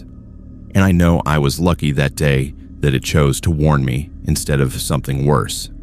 I have told this story to a handful of people over the past 3 years. Most of them humor me, but I can see the doubt in their eyes. They think I saw a bear, or that my imagination got the better of me. That is okay. I do not need them to believe me. But if you ever find yourself hunting in the woods around Copper Hill, if you ever hear something moving through the trees with a two-legged gait, if you ever see something that is too tall and too broad to be human, I want you to remember my story, and I want you to turn around and walk away. Do not try to get a closer look. Do not try to track it. Just leave. Some mysteries are better left alone. Some territories are not meant for us to enter. The woods have been here longer than we have, and they will be here long after we are gone. And there are things living in them that we were never meant to understand. In 2020, during lockdown, I was 23 years old and dealing with severe anxiety and isolation, living alone in a rental house in Greenville, Tennessee. The world had turned strange and frightening in ways none of us could have predicted, and being cut off from friends and family, working from home in complete solitude, began to wear away at my mental health in ways I did not recognize until it was almost too late. What started as my mind playing tricks on me turned into something I still cannot fully explain, something that sits in the gray space between paranoia and reality, and the not knowing which it was haunts me more than anything else. I had moved to Greenville 6 months before the pandemic hit, taking a job as a graphic designer for a small marketing firm. The house I rented was old, built sometime in the 40s, with creaking floors and drafty windows, and all the character that comes with age. Under normal circumstances, I would have loved it. But when lockdown started and I found myself working from my kitchen table, never leaving except for groceries, never seeing another human face except through a screen, the house began to feel less like a charming old home and more like a prison. The isolation got to me quickly. I've always been prone to anxiety, but I had managed it well enough with therapy and medication and a social life that kept me connected to the world. All of that disappeared overnight. My therapist switched to video calls that felt hollow and unsatisfying. My medication ran low, and getting refills became complicated. My friends were all dealing with their own fears, and we drifted apart. Our group chats going quiet, our video calls becoming less frequent until they stopped altogether. I started sleeping badly. My schedule fell apart completely. I would work until 3 in the morning and then sleep until noon, waking up disoriented and exhausted. The house felt different at night, more oppressive, the shadows deeper and more threatening. Old houses make noises, I told myself. Pipes expanding and contracting, wood settling, wind rattling the windows. Normal things. Nothing to be afraid of. But then I started hearing the footsteps. They would come around 2 or 3 in the morning, always from upstairs, always the same slow measured pace. The house only had 1 floor, but there was an attic accessible through a panel in the hallway ceiling. I had looked up there once when I first moved in, shining a flashlight into the dusty space and seeing nothing but old insulation and rafters. I assumed the footsteps were just the house settling in some way I did not understand, the sound traveling through the walls and playing tricks on my tired brain. I kept a log for a week, writing down every time I heard the sounds. They happened every single night at exactly 2:47 in the morning. The consistency bothered me more than the sounds themselves. Random settling would not be so precise, so rhythmic, but what else could it be? I was alone in the house. I checked every room, every closet, every possible hiding place. There was no one there. Things started going missing or appearing in different places. My car keys would be on the kitchen counter when I was certain I had left them on my desk. A coffee mug I used in the morning would be sitting in the bathroom sink in the afternoon. My phone would be in the bedroom when I remembered leaving it in the living room. I told myself I was just forgetful, that the stress and lack of sleep were making me careless. My doctor increased my anxiety medication when I called to describe my symptoms. Brain fog, she called it, a common side effect of isolation and depression. The footsteps continued every night. I started dreading 2:47, watching the clock, waiting for them to start. And they always did. Right on time, that slow, deliberate pacing from directly above my head. I would sit frozen in my bed, listening, counting the steps. 12 steps from one end of the attic to the other, a pause, then 12 steps back. Over and over for about 20 minutes, then silence. One night, I decided I had to confront it, had to prove to myself that there was nothing there, that my mind was creating meaning where there was none. When the footsteps started, I got out of bed, grabbed a flashlight, and went to the hallway. The attic panel was a simple square of wood that lifted up and slid aside. I dragged a chair over and climbed up, my hand shaking as I pushed the panel open. I shone my light into the attic, sweeping the beam across the space. Dust motes danced in the light. The rafters cast long shadows. Everything looked exactly as it had the first time I checked. Empty, undisturbed. The footsteps had stopped the moment I opened the panel. I climbed down, replaced the panel, and went back to bed. But sleep would not come. I lay there, staring at the ceiling, listening. The footsteps started again 10 minutes later. Same rhythm, same pace, same 12 steps each way. I screamed at the ceiling, screamed for whatever it was to stop, to leave me alone. The footsteps stopped. The silence that followed was so complete, it felt like being underwater. Then, slowly, deliberately, I heard the footsteps start again. But this time they were not pacing back and forth. They were moving toward the attic panel. They were coming to the stairs. I heard each step as whatever it was descended.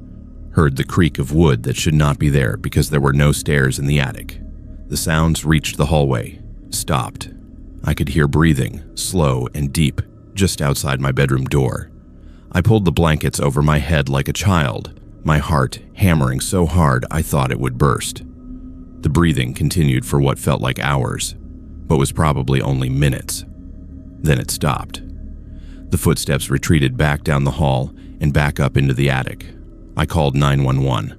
I was sobbing, barely coherent, trying to explain that someone was in my house, in my attic, that I could hear them walking around. The dispatcher stayed on the line with me until 2 officers arrived. They searched the entire house, the attic, every room, every closet. They found nothing. No signs of forced entry. No evidence anyone had been there. One officer suggested I might be hearing animals, raccoons, or possums that had gotten into the attic space, but he admitted the footsteps I described did not sound like animals. After they left, I sat in my living room, with all the lights on until dawn. I was too afraid to sleep, too afraid to be in the dark. When my landlord called the next day to check in, the police had contacted her. I told her about the sounds. She said the house had been empty for 2 years before I moved in, and that the previous tenant had left suddenly without explanation. She did not know why. That information should have comforted me, but instead, it made everything worse. Over the next few days, I barely slept. I existed in a fog of exhaustion and fear. The footsteps continued every night, always at 2:47, and now sometimes during the day as well. I would be working at my kitchen table and hear them start up, hear that slow pacing directly above me. I stopped using certain rooms. I avoided the hallway. I spent most of my time in the living room near the front door, ready to run if I needed to. My parents called and I broke down, telling them everything. They wanted me to come stay with them, but they lived 3 states away and I was afraid to travel during the pandemic, afraid of getting sick or getting them sick. They convinced me to call my doctor again. Another medication adjustment, more reassurances that anxiety can manifest in strange ways, that isolation does strange things to the mind. But I knew what I was hearing. I knew it was real. Then one morning I found something that changed everything. I was getting dressed when I noticed my bedroom closet door was slightly open. I always kept it closed. Inside, pushed into the back corner behind my hanging clothes, I found a small pile of items: food wrappers, empty water bottles, a pillow, a blanket, and photographs. Dozens of photographs of me taken through the windows of my house. Me sitting at my kitchen table working. Me on the couch watching TV. Me walking from my car to the front door. The photos had been taken over weeks, maybe months. I ran out of the house and called 911 from my car. This time when the police came, they did a more thorough search. They found the access point, a loose board on the side of the house near the attic vent that someone had pried open and then carefully replaced. They found more evidence in the attic, a space between the rafters where someone had been living, where they had hollowed out the insulation to create a hiding spot. They found more photos, more trash, notebooks with pages of writing about me, about my schedule, about what I did each day. The police set up a perimeter and waited. Hours passed. Then, late that afternoon, they saw someone approaching the house, a man in his 30s, thin and disheveled, carrying a bag of food from a convenience store. They arrested him as he tried to enter through the loose board. His name was Michael something. I never learned his last name. He had been squatting in my attic for months, since before the lockdown started, watching me through cracks in the ceiling, coming down when I was asleep or out of the house. They told me he had a history of breaking into homes and living in attics or basements, watching the occupants. He had done it in 3 other states before coming to Tennessee. He would stay for weeks or months until something spooked him or he got bored, and then he would move on. He had never physically harmed anyone, they said, as if that made it better. He just watched. He just lived in the walls and ceilings and spaces between. A ghost made flesh. I moved out that day. I threw most of my belongings in my car and drove to a hotel. I never went back to that house. My landlord was understanding, breaking the lease without penalty.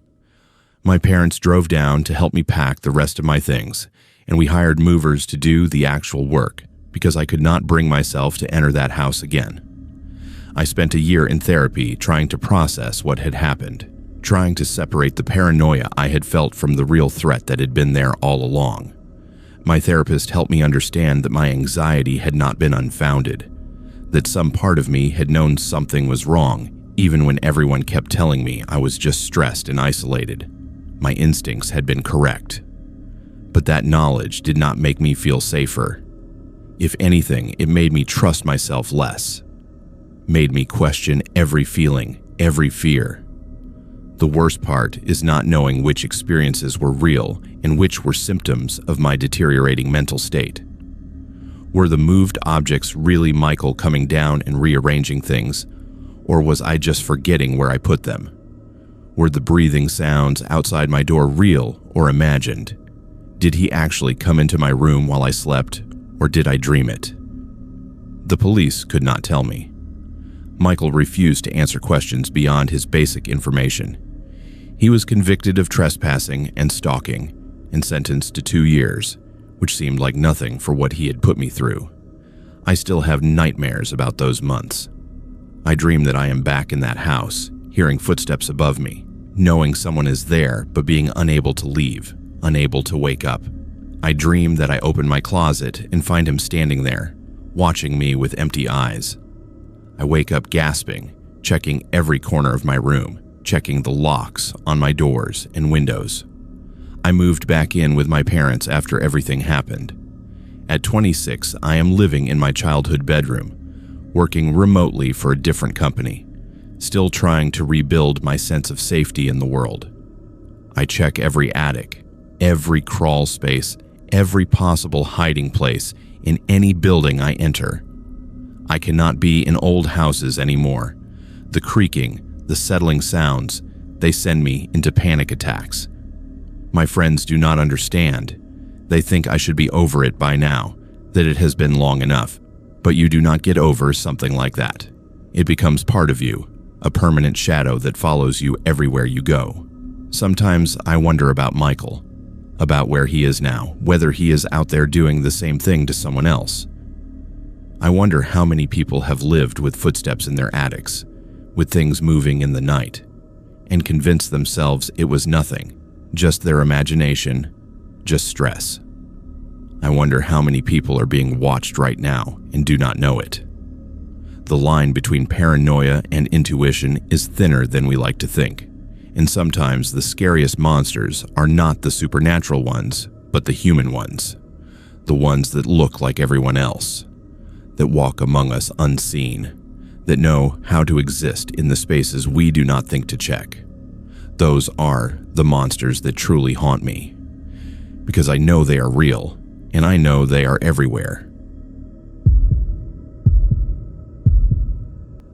When I was 17 in 2016, my friends and I decided to test out the local legend about Crybaby Bridge, just outside Rogersville, Tennessee, on Halloween night. We thought it was just a stupid story to scare kids, the kind of tale you hear whispered at sleepovers, and repeated at campfires until it becomes part of the town's identity. Everyone in Rogersville knew about Crybaby Bridge, but nobody I knew had actually gone there at midnight on Halloween to see if the legend was true. We were young and bored and convinced we were too smart to be frightened by ghost stories. We were wrong about all of those things. The legend itself was simple enough, and every small town in the South seems to have a version of it. Sometime in the 1920s, according to the story, a woman had thrown her baby off the bridge into the creek below. The reasons varied depending on who was telling it. Some said she was poor and desperate. Others said she was unmarried and ashamed. A few versions claimed she was driven mad by grief after her husband died. The details shifted, but the core remained the same. A mother, a bridge, a baby in the water, and a lifetime of regret that transformed into something darker. If you went to the bridge at midnight, the story went, and called out the right words, You would hear the baby crying from beneath the bridge. Some people claim to have seen the woman herself, dressed in white, walking along the creek bank searching for what she had lost.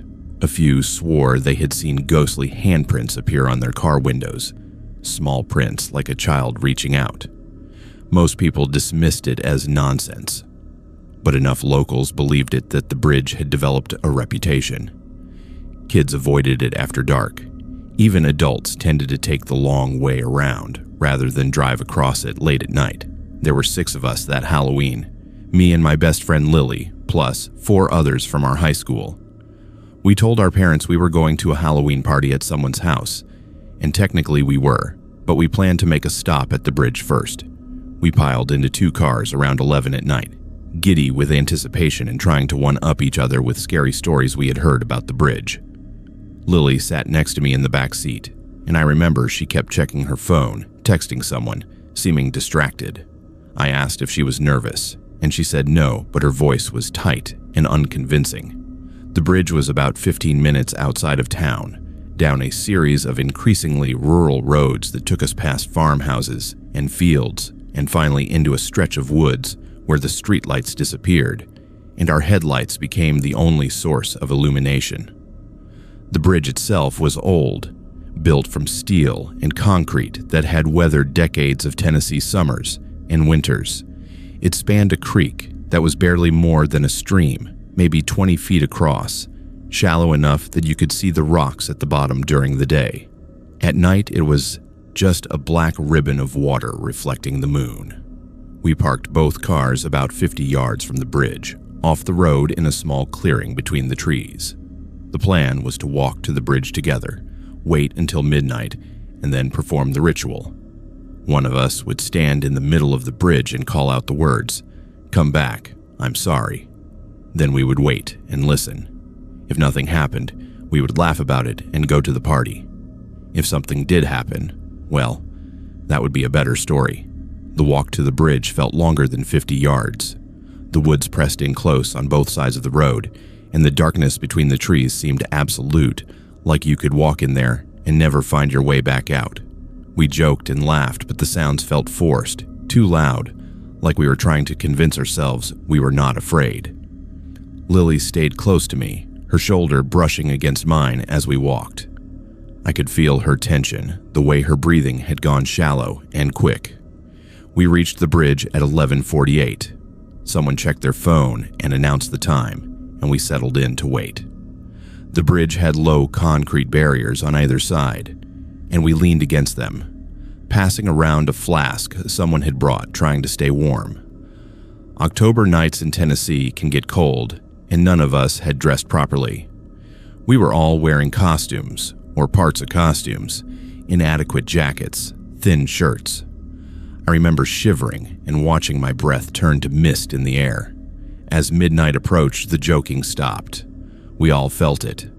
A shift in the atmosphere, like the air itself had grown heavier. The woods around us had gone silent. No crickets, no nightbirds, nothing. Just the soft sound of water moving beneath us and our own breathing. Someone suggested we call it off, that maybe this was a bad idea, but the rest of us shouted them down. We had come this far. We were not leaving without finishing what we started. At exactly midnight, I volunteered to do it. I do not know why I stepped forward, some impulse to prove myself, to show I was braver than I felt. I walked to the center of the bridge and stood there, my friends gathered in a semicircle behind me. I took a breath and called out into the darkness, "Come back, I'm sorry." My voice sounded small and strange, swallowed almost immediately by the night. Nothing happened. The silence continued, complete and oppressive.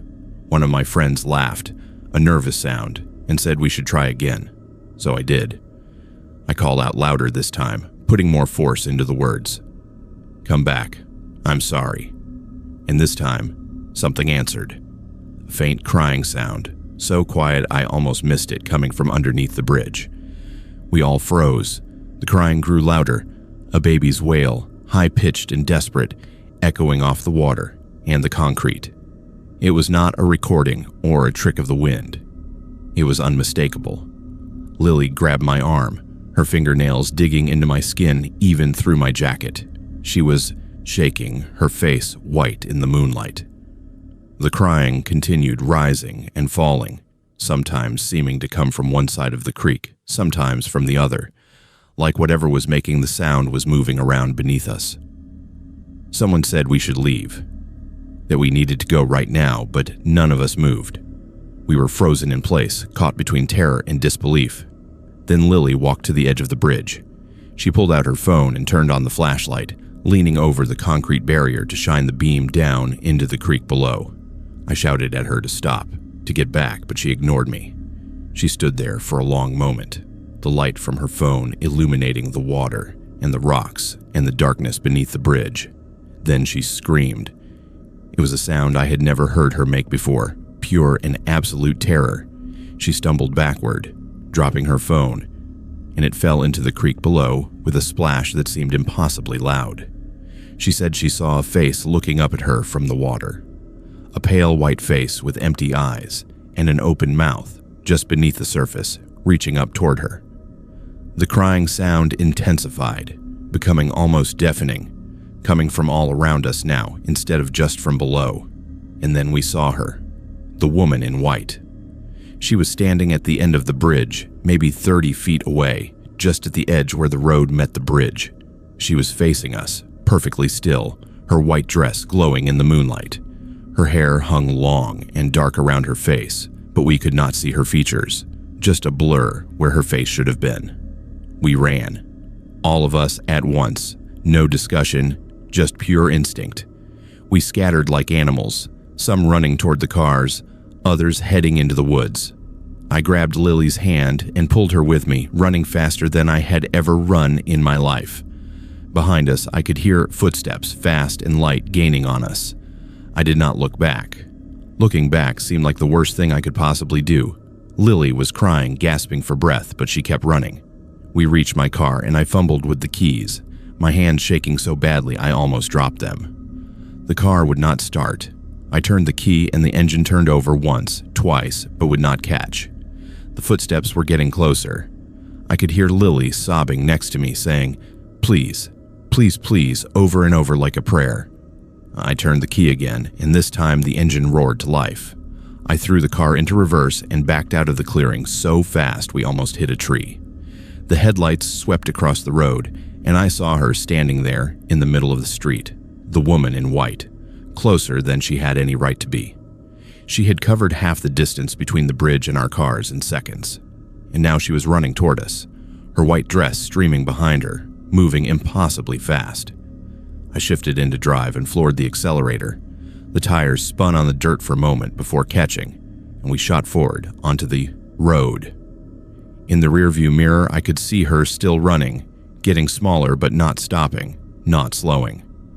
I drove without speaking, without thinking, just putting distance between us and that bridge. Lily was curled up in the passenger seat, her arms wrapped around herself, rocking back and forth. When we were about 5 miles away, I finally pulled over on the side of the highway and put my hazard lights on. My whole body was shaking. Lily looked at me with wide eyes and asked me if I had seen her. I said yes. We sat there for maybe 10 minutes before the other car pulled up behind us. Our 4 friends climbed out, all of them looking as shaken as we felt. One of them had a scratch on his face from running through the woods. Another had lost her shoes somewhere. We drove directly to the police station in Rogersville. None of us wanted to go home. None of us wanted to be alone, and we needed to tell someone what had happened. The officers on duty listened to our story with expressions that shifted from concern to skeptical to something like resigned irritation. They said kids came in every Halloween with stories about Crybaby Bridge, that it was a local tradition, that we were probably just seeing things or pranking each other. But one older officer, a man with gray hair and tired eyes, pulled me aside as we were leaving. He told me they had responded to multiple accidents at that bridge over the years, people who claimed they swerved to avoid a woman standing in the road. He said whatever was there, it had been there longer than the legend, that the story about the woman and the baby was probably built around something older that no one understood anymore. He told me not to go back there, especially not at night. I promised him I would not. I'm 26 now, and I have kept that promise. I have never gone back to that bridge, not even in daylight. I moved away from Rogersville for college and settled in Knoxville afterward. But sometimes, when I visit my parents, I have to drive past the road that leads to the bridge. I always look straight ahead, never turning my head, never acknowledging it is there. Lily still lives in Rogersville, and we stay in touch through social media, but we have never talked about that night. It sits between us like a wall, something too big and too frightening to examine. Sometimes I search online for information about the bridge, about the legend, about any historical truth behind the story. I find variations of the tale from a dozen different sources, some claiming the woman's name was Sarah, others saying it was Elizabeth or Mary. I find reports of sightings going back decades, people who swear they have seen the woman in white or heard the crying baby. Some accounts match what we experienced. Others are wilder, stranger, more elaborate. I do not know what to make of any of it. I do not know if what we saw was a ghost or something else, if the crying we heard was a baby, or just the creek playing tricks with sound, if the woman was real or a mass hallucination born from fear and expectation. What I do know is that 6 people saw the same thing that night. 6 people heard the same sounds, felt the same terror, ran from the same figure in white. Whatever it was not a joke or a prank or a trick of the light. It was real enough to make us run, real enough to follow us, real enough that I can still see her sometimes when I close my eyes. That pale figure standing in the road with darkness where her face should be.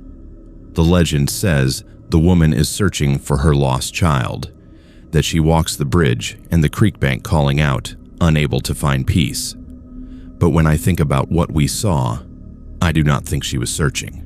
I think she was guarding something, protecting the bridge from people like us who came to mock and test and disbelieve. I think we trespassed on territory that was not meant for the living, that we called out to something that should have been left alone, and it answered in the only way it knew how.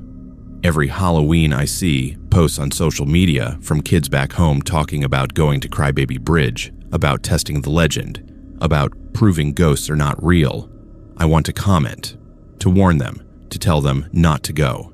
But I know they would not listen. We did not listen to the warnings either. And maybe that is how these things perpetuate, how legends stay alive. Each generation has to learn for themselves that some stories are true, some places are haunted, and some mysteries are better left alone. If you are ever in Rogersville, Tennessee, and someone suggests visiting Crybaby Bridge at midnight, do me a favor. Say no. Go to the party instead. Stay in the light, stay with your friends, stay away from old bridges and dark water, and legends that have persisted for 100 years.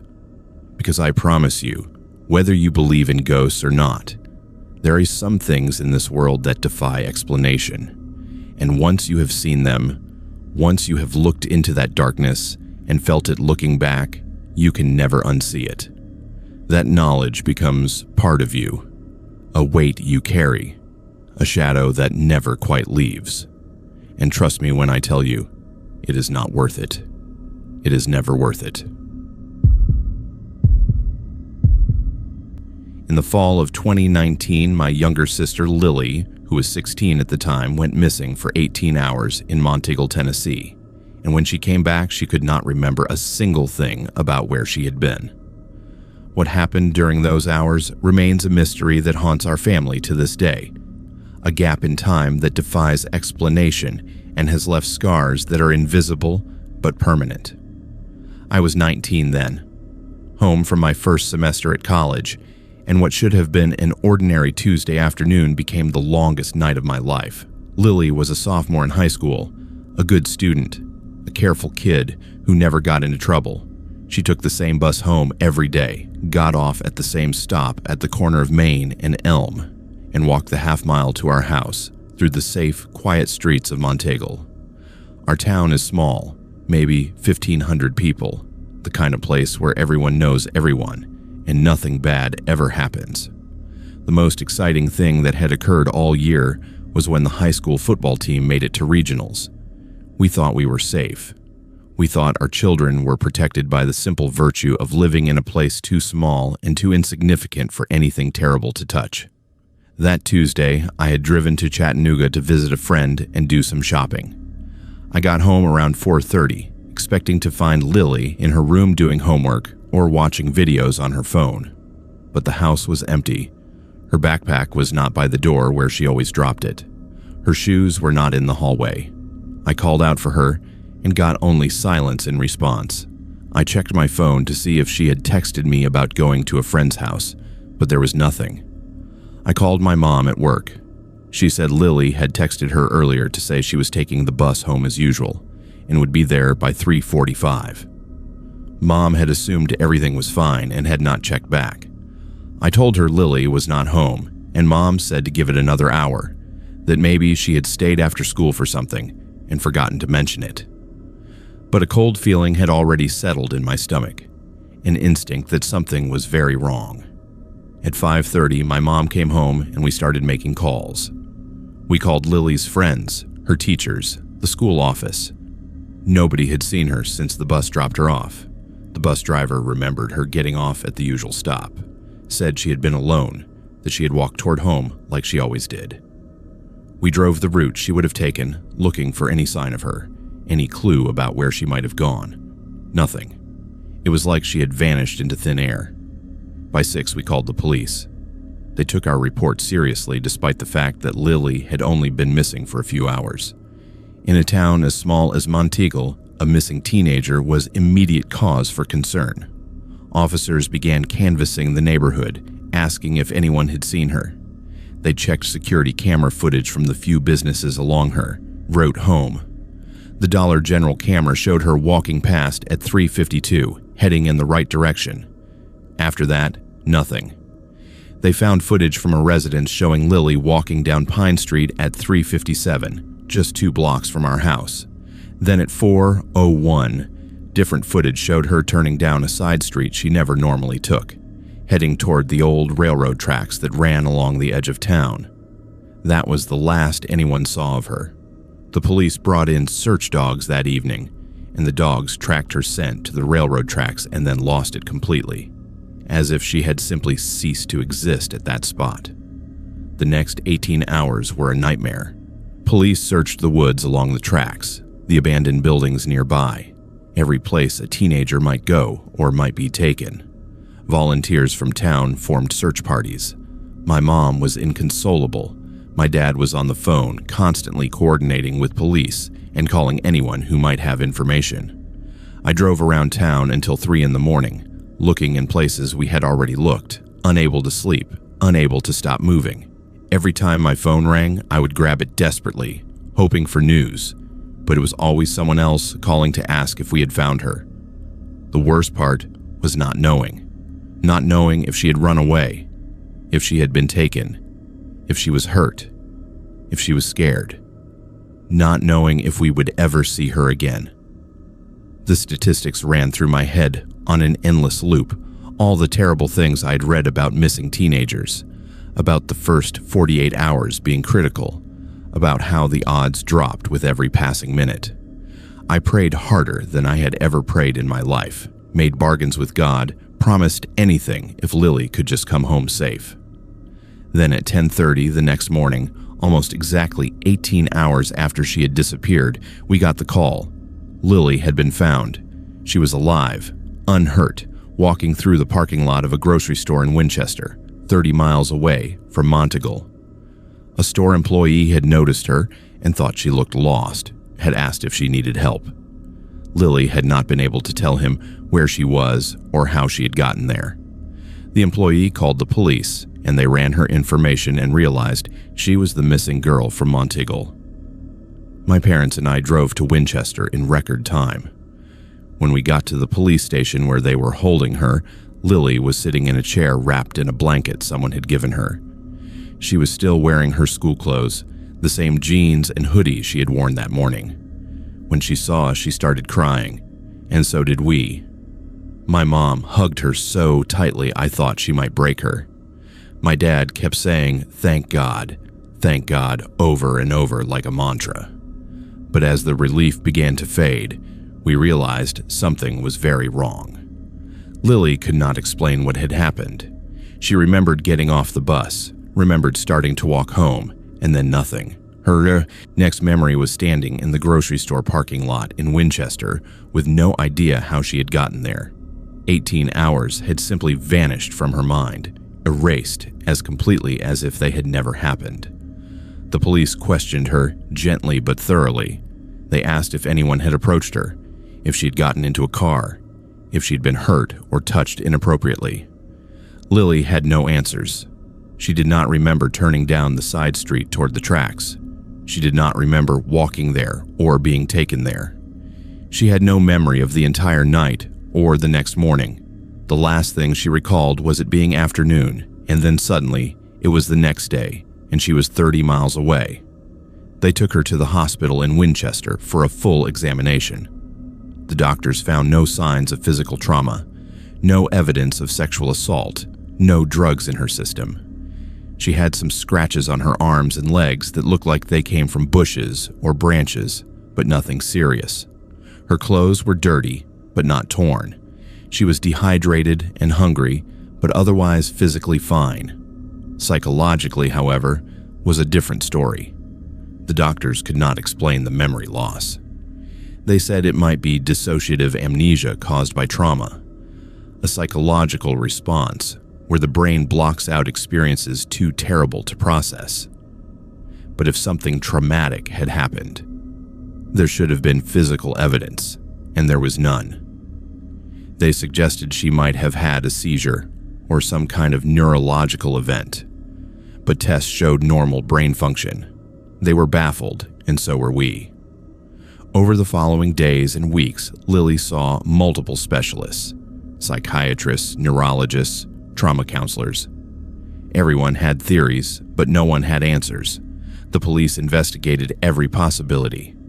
They looked into human trafficking, though Lily did not fit the typical pattern and had been released or escaped in a way that made no sense. They considered abduction, but again, the lack of physical evidence was puzzling. They explored the idea that she had run away voluntarily and was lying about the memory loss, but Lily was adamant that she was telling the truth, and I believed her. You cannot fake the kind of confusion and fear I saw in her eyes. The strangest part was what Lily began to say as the days passed. She said she almost remembered something, like a dream that fades when you try to hold on to it. She said she heard music, or maybe singing, something beautiful that made her want to follow it. She said there were voices, but she could not understand the words, and colors that did not look like any colors she had seen before. The therapist suggested these might be false memories, her brain trying to fill in the gaps with imagination, but Lily insisted they felt real, more real than dreams, like something that had actually happened to her. Then we learned something that made everything more disturbing. The police told us there had been 3 other similar cases in the region over the past 5 years. A teenager in Sewanee, another in Tracy City, and one in Altamont. All between the ages of 15 and 17. All had disappeared for periods ranging from 12 to 24 hours. All had been found confused and disoriented with no memory of what had happened to them. All had been examined and shown no signs of trauma or drugs. And all of them, when pressed, had mentioned hearing music or singing before their memories went blank. The cases were never solved. The police had investigated each one thoroughly, but found no connections, no suspects, no explanation. The prevailing theory was that there was someone or a group of people drugging teenagers with something that left no trace in standard toxicology screens, though that did not explain the consistent distance the victims traveled or how they were released without anyone seeing. Some officers privately wondered if there was something else going on, something that did not fit into normal investigative frameworks. But officially, the cases remained open and unsolved. Lily tried to go back to school, but she could not focus. She had nightmares every night, waking up crying and saying she heard the singing again. She became afraid to be alone, afraid to walk anywhere by herself. The confident, happy girl she had been before disappeared, replaced by someone anxious and haunted. She started seeing a therapist twice a week, and slowly, very slowly, she began to function again. But she was never quite the same. There was always a shadow behind her eyes, a distance, like part of her was still lost in those 18 missing hours. My parents became overprotective to the point of suffocation. They drove Lily everywhere, never let her out of their sight, installed security cameras around our house. I understood why, but I also saw how it was affecting Lily, how she felt trapped and watched and unable to reclaim any sense of independence. When I went back to college, I called home every day to check on her, and every time I heard her voice, I felt relief followed immediately by guilt that I had left her there alone with her fear and our parents' overwhelming anxiety. The anniversary of her disappearance came and went. Lily was 17 by then, and in therapy and on medication for anxiety and depression. She told me once, late at night when we were both awake and talking on the phone, that she sometimes wished she could remember. She said not knowing was worse than knowing could ever be, that her imagination filled those 18 hours with horrors that might not be real, but felt real because she had nothing to replace them with. She said she felt like something had been taken from her. Not just time, but some essential part of herself. And she did not know if she would ever get it back. Now Lily is 20 and I am 23. She still lives with our parents, still sees a therapist, still has dreams about singing that draws her away from everything she knows. She graduated high school, but decided not to go to college, saying she could not handle being away from home. She works part-time at a bookstore in town and spends most of her free time reading, losing herself in other worlds because this one holds too much uncertainty. Sometimes I drive back to Monteagle and we go for walks together, always during the day, always where there are other people around. She never talks about what happened unless I ask, and even then her answers are vague and distant. She says she has accepted that she will never know, that some mysteries cannot be solved and some questions cannot be answered, but I can see in her eyes that she has not accepted it. Not really. The not knowing has become part of her, a permanent wound that never quite heals. I have done my own research into the other cases, reading everything I could find online, joining forums where people discuss unexplained disappearances. I have found dozens of similar stories from across the country, teenagers who vanished for hours or days and returned with no memory, many of them mentioning music or singing or voices calling them. No one has an explanation. Some people think it is trafficking networks using sophisticated drugs. Others believe it is something paranormal, something that exists in the spaces between our understanding of reality. I do not know what I believe. I only know that it happened to my sister, and that it could happen again to someone else, and that we are powerless to stop it or understand it. The police still call occasionally to see if Lily has remembered anything new. She has not. The case remains open, but inactive, filed away with all the other mysteries that do not fit into neat categories of crime and motive and evidence. Our family has learned to live with the absence of answers, but it has changed us in ways both visible and hidden. We are more cautious now, more aware of how fragile safety is, how quickly everything can change. And we are grateful, so grateful, that Lily came home at all, because we know that some families are not so lucky. Some missing teenagers never come back, and that knowledge sits heavy in our hearts, a reminder that whatever happened to Lily, as terrible and inexplicable as it was, could have been so much worse. I'm a 29-year-old paramedic, and in 2021 I responded to a call at an abandoned nursing home in Crossville, Tennessee that had been closed for 10 years. What we found there still makes me question everything I thought I knew about death and what might come after. I have worked in emergency medicine for 7 years now, and I have seen terrible things, tragedies that would break most people, but nothing prepared me for what happened that night at Shady Grove Nursing Home. Some experiences change you in ways you cannot articulate, and this was one of them. The call came in around 11 at night on a cold January evening. Dispatch told us there was a teenager with a possible broken ankle at the old nursing home on Highway 1 and 27, and that the kid was scared and asking for medical assistance.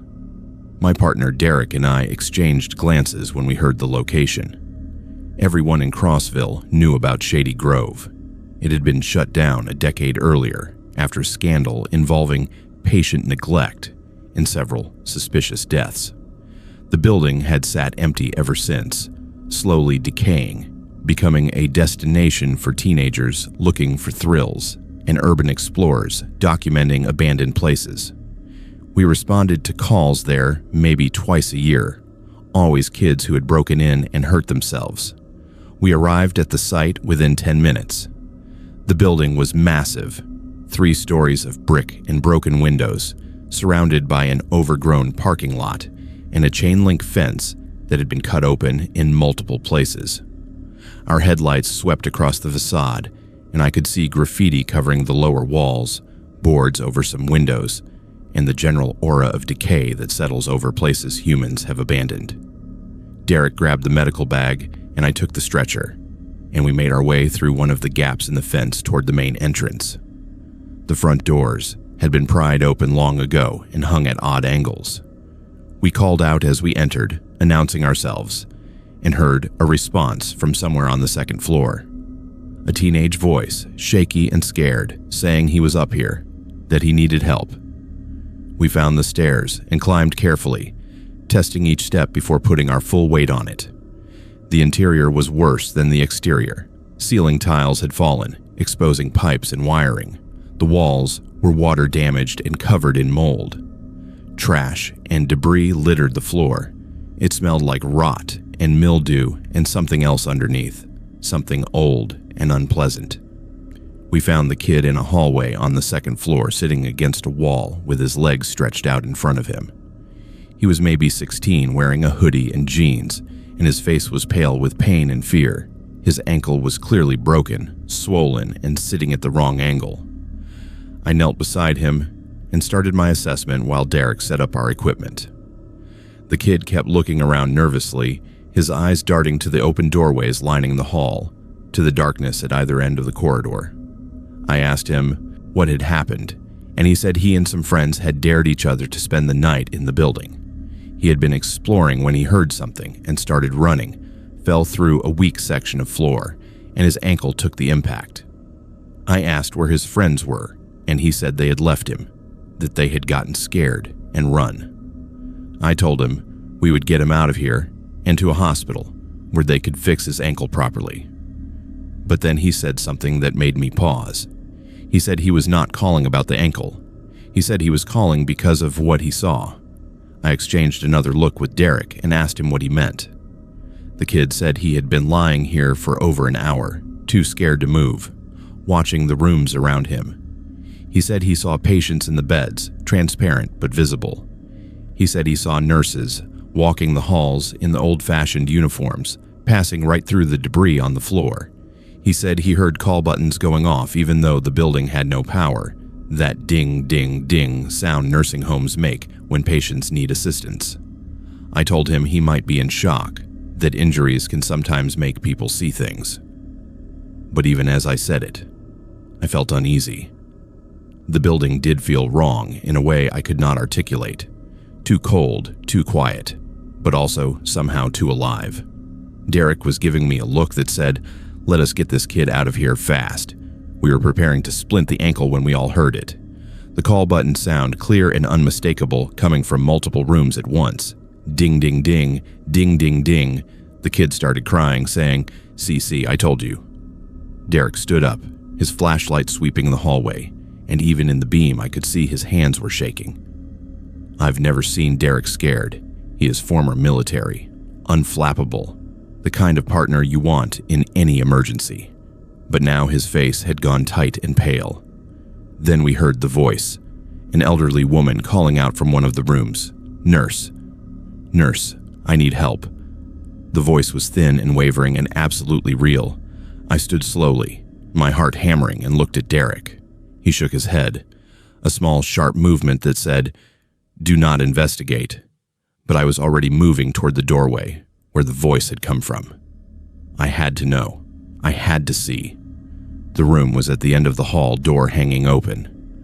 I shone my flashlight inside and saw an empty space, a metal bed frame with no mattress, a broken nightstand, walls covered in peeling paint. Nothing else. But as I stood there, I saw something forming in the doorway of the attached bathroom. A figure, translucent but visible, an elderly woman in a hospital gown. She was solid enough that I could see her features, her white hair, her confused expression. She looked directly at me and pointed down the hallway, urgently, as if trying to tell me something. I stumbled backward, my flashlight beam passing through her body without resistance. Derek grabbed my arm and said we were leaving now, that we would come, back for the kid if we had to, but we needed to get out. But I could not move. I was frozen, staring at this woman who should not exist, who was looking at me with desperate, pleading eyes. She pointed again, more insistently, down the hall toward the far end of the building. Then she faded, growing less distinct, until she was gone entirely. The kid was screaming now, saying there were more, that he could see them in all the rooms, dozens of them. Derek and I both saw them then, shadows moving in doorways, shapes that suggested human forms, the impression of faces looking out at us.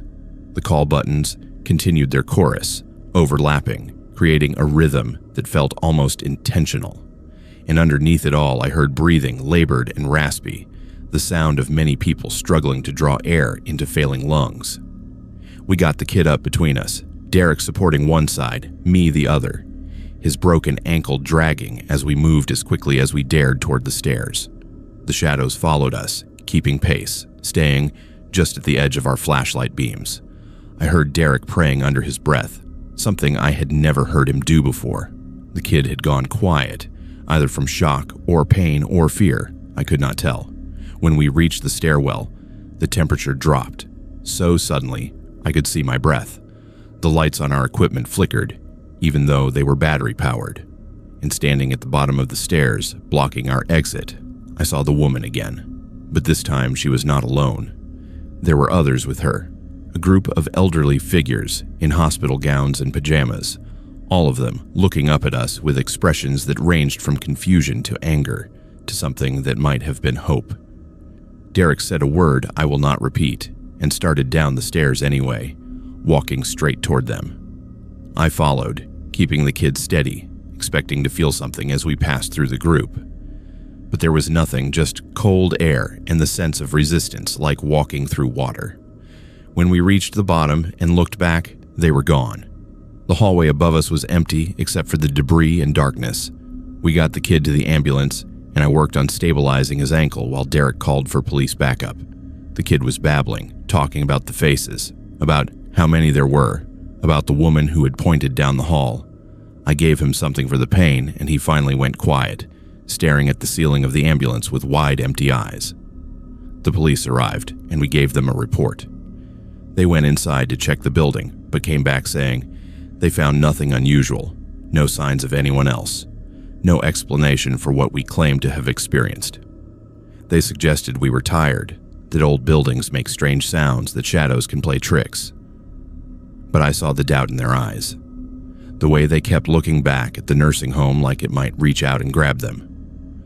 Later, after we dropped the kid at the hospital, I did some research. Shady Grove nursing home had been shut down after an investigation revealed that 23 patients had died there over an 18-month period, all from neglect or abuse. The staff had been understaffed and overwhelmed, and patients had been left in beds for days without care. Many had died alone, their call buttons going unanswered, their pleas for help ignored. The families had sued and won, but no criminal charges were ever filed. The facility closed quietly and the owners disappeared, moving to another state. I found articles about paranormal investigation teams who had documented activity at the site, electronic voice phenomena, apparitions, the sound of call buttons, even though there was no power. Multiple teams had recorded the same things we experienced. The woman in the hospital gown appeared in several photographs, always pointing down the same hallway, toward the wing where most of the deaths had occurred. The building was scheduled for demolition, but construction workers refused to enter it after several reported seeing the same apparitions, hearing the same sounds. The project stalled, and the building still stands today, empty and waiting. Dispatch stopped sending emergency services there after our report, marking it as a no-go zone except in life-threatening emergencies. Derek quit EMS a month after that night. He said he could not do it anymore, could not risk seeing something like that again. He moved to a different county and took a job in construction. I stayed on, but I requested they remove Shady Grove from our coverage area. They agreed without argument. I think they were relieved to have a reason to avoid the place officially. Sometimes I think about the woman, about the way she pointed down that hallway, about what she might have been trying to tell me. I think about all those people who died there, calling for help that never came, suffering in a place that was supposed to care for them. And I wonder if that suffering left an imprint, if trauma and neglect can create something that persists after death, an echo of pain that refuses to fade. I still work as a paramedic, and I still respond to calls in abandoned buildings and dangerous places. But I am more careful now about what I dismiss as imagination or exhaustion, because I know what I saw in Shady Grove, and I know it was real, and that knowledge has changed the way I understand the world and what might exist in the spaces between life and death. 3 years ago, when I was 25, I took a job as a night janitor at a storage facility outside Lawrenceburg, Tennessee. It was easy money for basically doing nothing, or so I thought.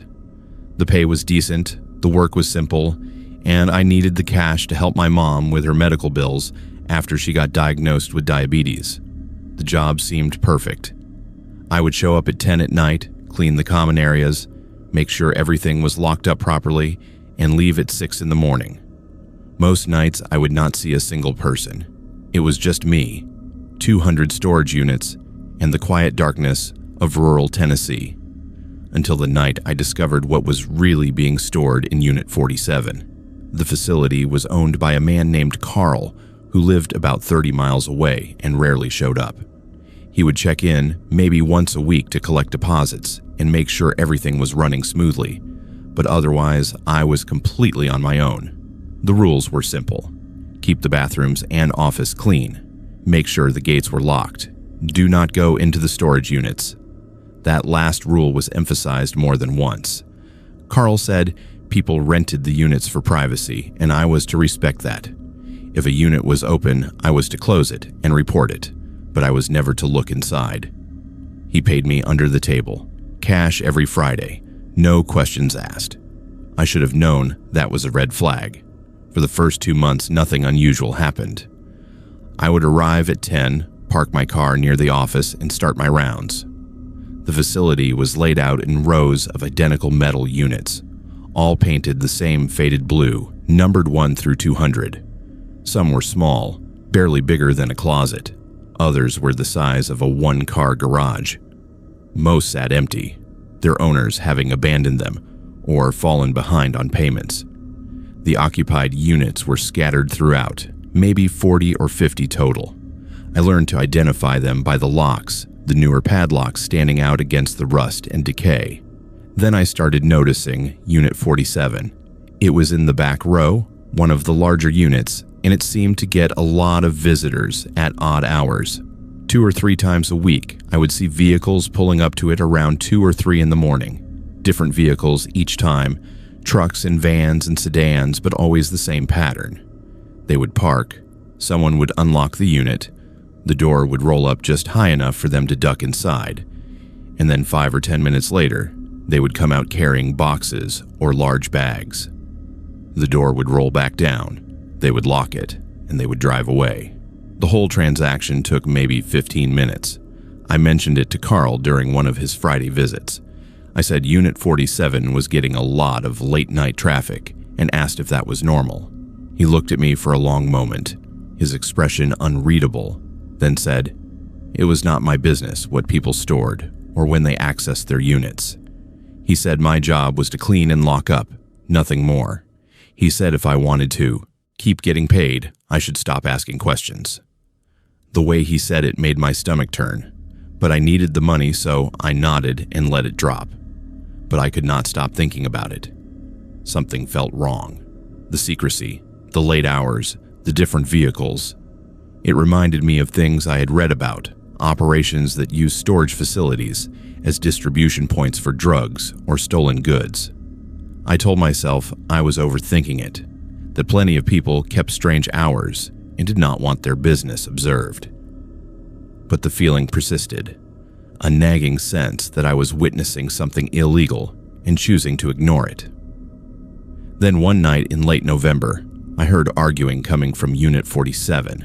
It was around 3 in the morning, and I was in the office doing paperwork when I heard raised voices.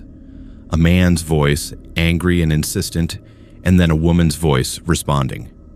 I could not make out the words, but the woman sounded upset, maybe crying. Then silence. I stood up and looked out the office window toward the back row. A white van was parked in front of Unit 47, its door open, the interior light on. I could see movement inside the storage unit, but the angle was wrong to see what was happening. The voices started again, lower this time, more controlled. Then the woman cried out, a sharp sound of pain or fear that made my blood run cold.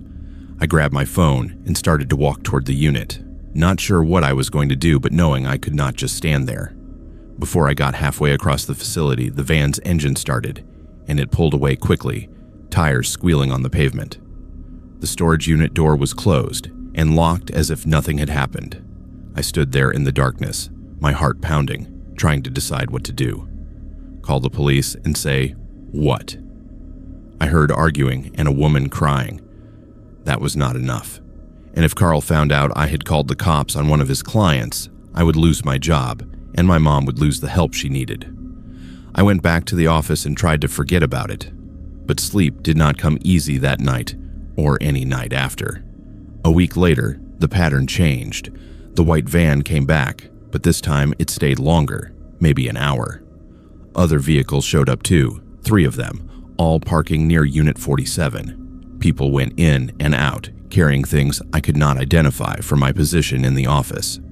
Then one of them left the door open just slightly while they went back to their vehicle for something. I could see a sliver of the interior, just a narrow band of light from their flashlight. My conscience was eating at me. I kept thinking about that woman's cry, about what might be happening in that unit while I mopped floors and pretended not to notice. I made a decision. When they closed up and left, I was going to take a quick look. Just a glance through the crack under the door or around the side, just enough to confirm my suspicions one way or the other. Then I would decide whether to call the police or let it go.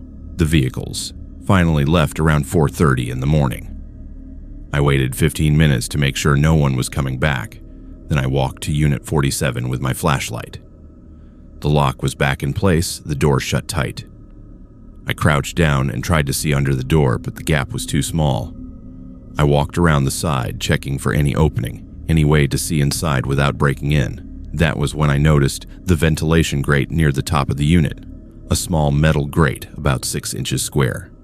I dragged over a crate I found nearby and climbed up, shining my light through the grate. What I saw inside made my stomach drop. The unit was set up like a makeshift living space. Multiple mattresses on the floor, buckets in the corner that I realized were makeshift toilets, bottles of water stacked against one wall, chains bolted to the floor, empty food wrappers everywhere. This was not storage. This was a place where people were being kept. I nearly fell off the crate in my rush to get down. My hands were shaking so badly I could barely hold my phone. I called 911 and tried to keep my voice steady as I explained what I had seen. The dispatcher asked if anyone was in the unit currently, and I said I did not think so, that the people had left about 20 minutes earlier. She said officers were on the way and that I should wait in a safe location and not approach the unit again. I went back to the office and locked the door, watching through the window for the police to arrive. It took them maybe 10 minutes, but it felt like hours. When they got there, I met them outside and explained everything. What I had seen through the vent, the late-night visitors, the woman crying. They asked for my key to the unit, but I told them only Carl had keys to individual units, that I just had the master key to the gates and office. They called for a cutting tool and went to work on the lock. When they got the door open and I saw their faces, I knew it was bad. They cleared the unit and then called for more backup, for detectives, for evidence techs. They asked me detailed questions about the vehicles I had seen, the times, how long this had been going on. I told them everything I could remember, kicking myself for not paying closer attention, for not acting sooner. Over the next several hours, the facility turned into a crime scene. Carl showed up, called by the police, and his face went white when he saw the activity. He claimed he had no idea what the unit was being used for, that the renter had paid in cash and provided fake information, that this was the first he was hearing about any problem. The police did not seem to believe him. The investigation revealed that Unit 47 and 2 others at the facility were being used as waypoints in a human trafficking operation. People were brought there, kept for short periods, then moved to other locations. The mattresses, the chains, the supplies all pointed to a coordinated operation that had been running for at least a year. Evidence recovered from the units led to arrests across 3 states and the rescue of multiple victims from other locations. Carl was arrested as an accomplice.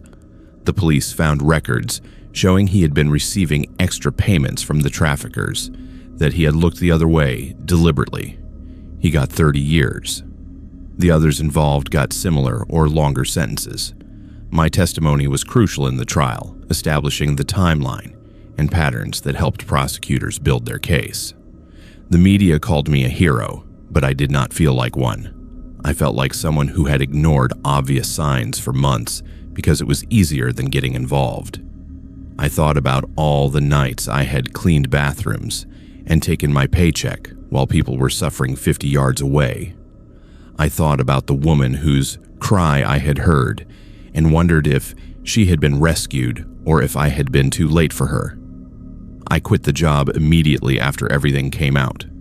I could not go back to that facility, could not walk past Unit 47 knowing what had happened there. I found work at a warehouse during the day, regular hours with regular people around. The pay was less, but I did not care. Some jobs are not worth any amount of money. My mom was upset when I told her why I quit, not because of the lost income, but because of the danger I had put myself in. She said I should have called the police the first time I noticed something strange, that no job was worth staying silent about something like that. She was right, and I have had to live with that knowledge every day since. I think about those people often, the ones who were kept in that unit, who were scared and alone and waiting to be moved like cargo. I think about how close I came to never looking, to finishing my shifts and going home and letting it continue. And I think about all the other storage facilities and warehouses and empty buildings where terrible things might be happening right now while people walk past and mind their own business. If there is any lesson I learned from this, it is that ignoring your instincts has a cost.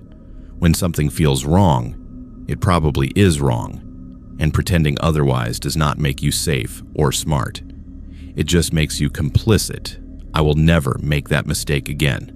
I will never prioritize my comfort over someone else's suffering, never again choose ignorance because the truth is inconvenient, because those people in Unit 47 deserved better, and I should have given it to them sooner.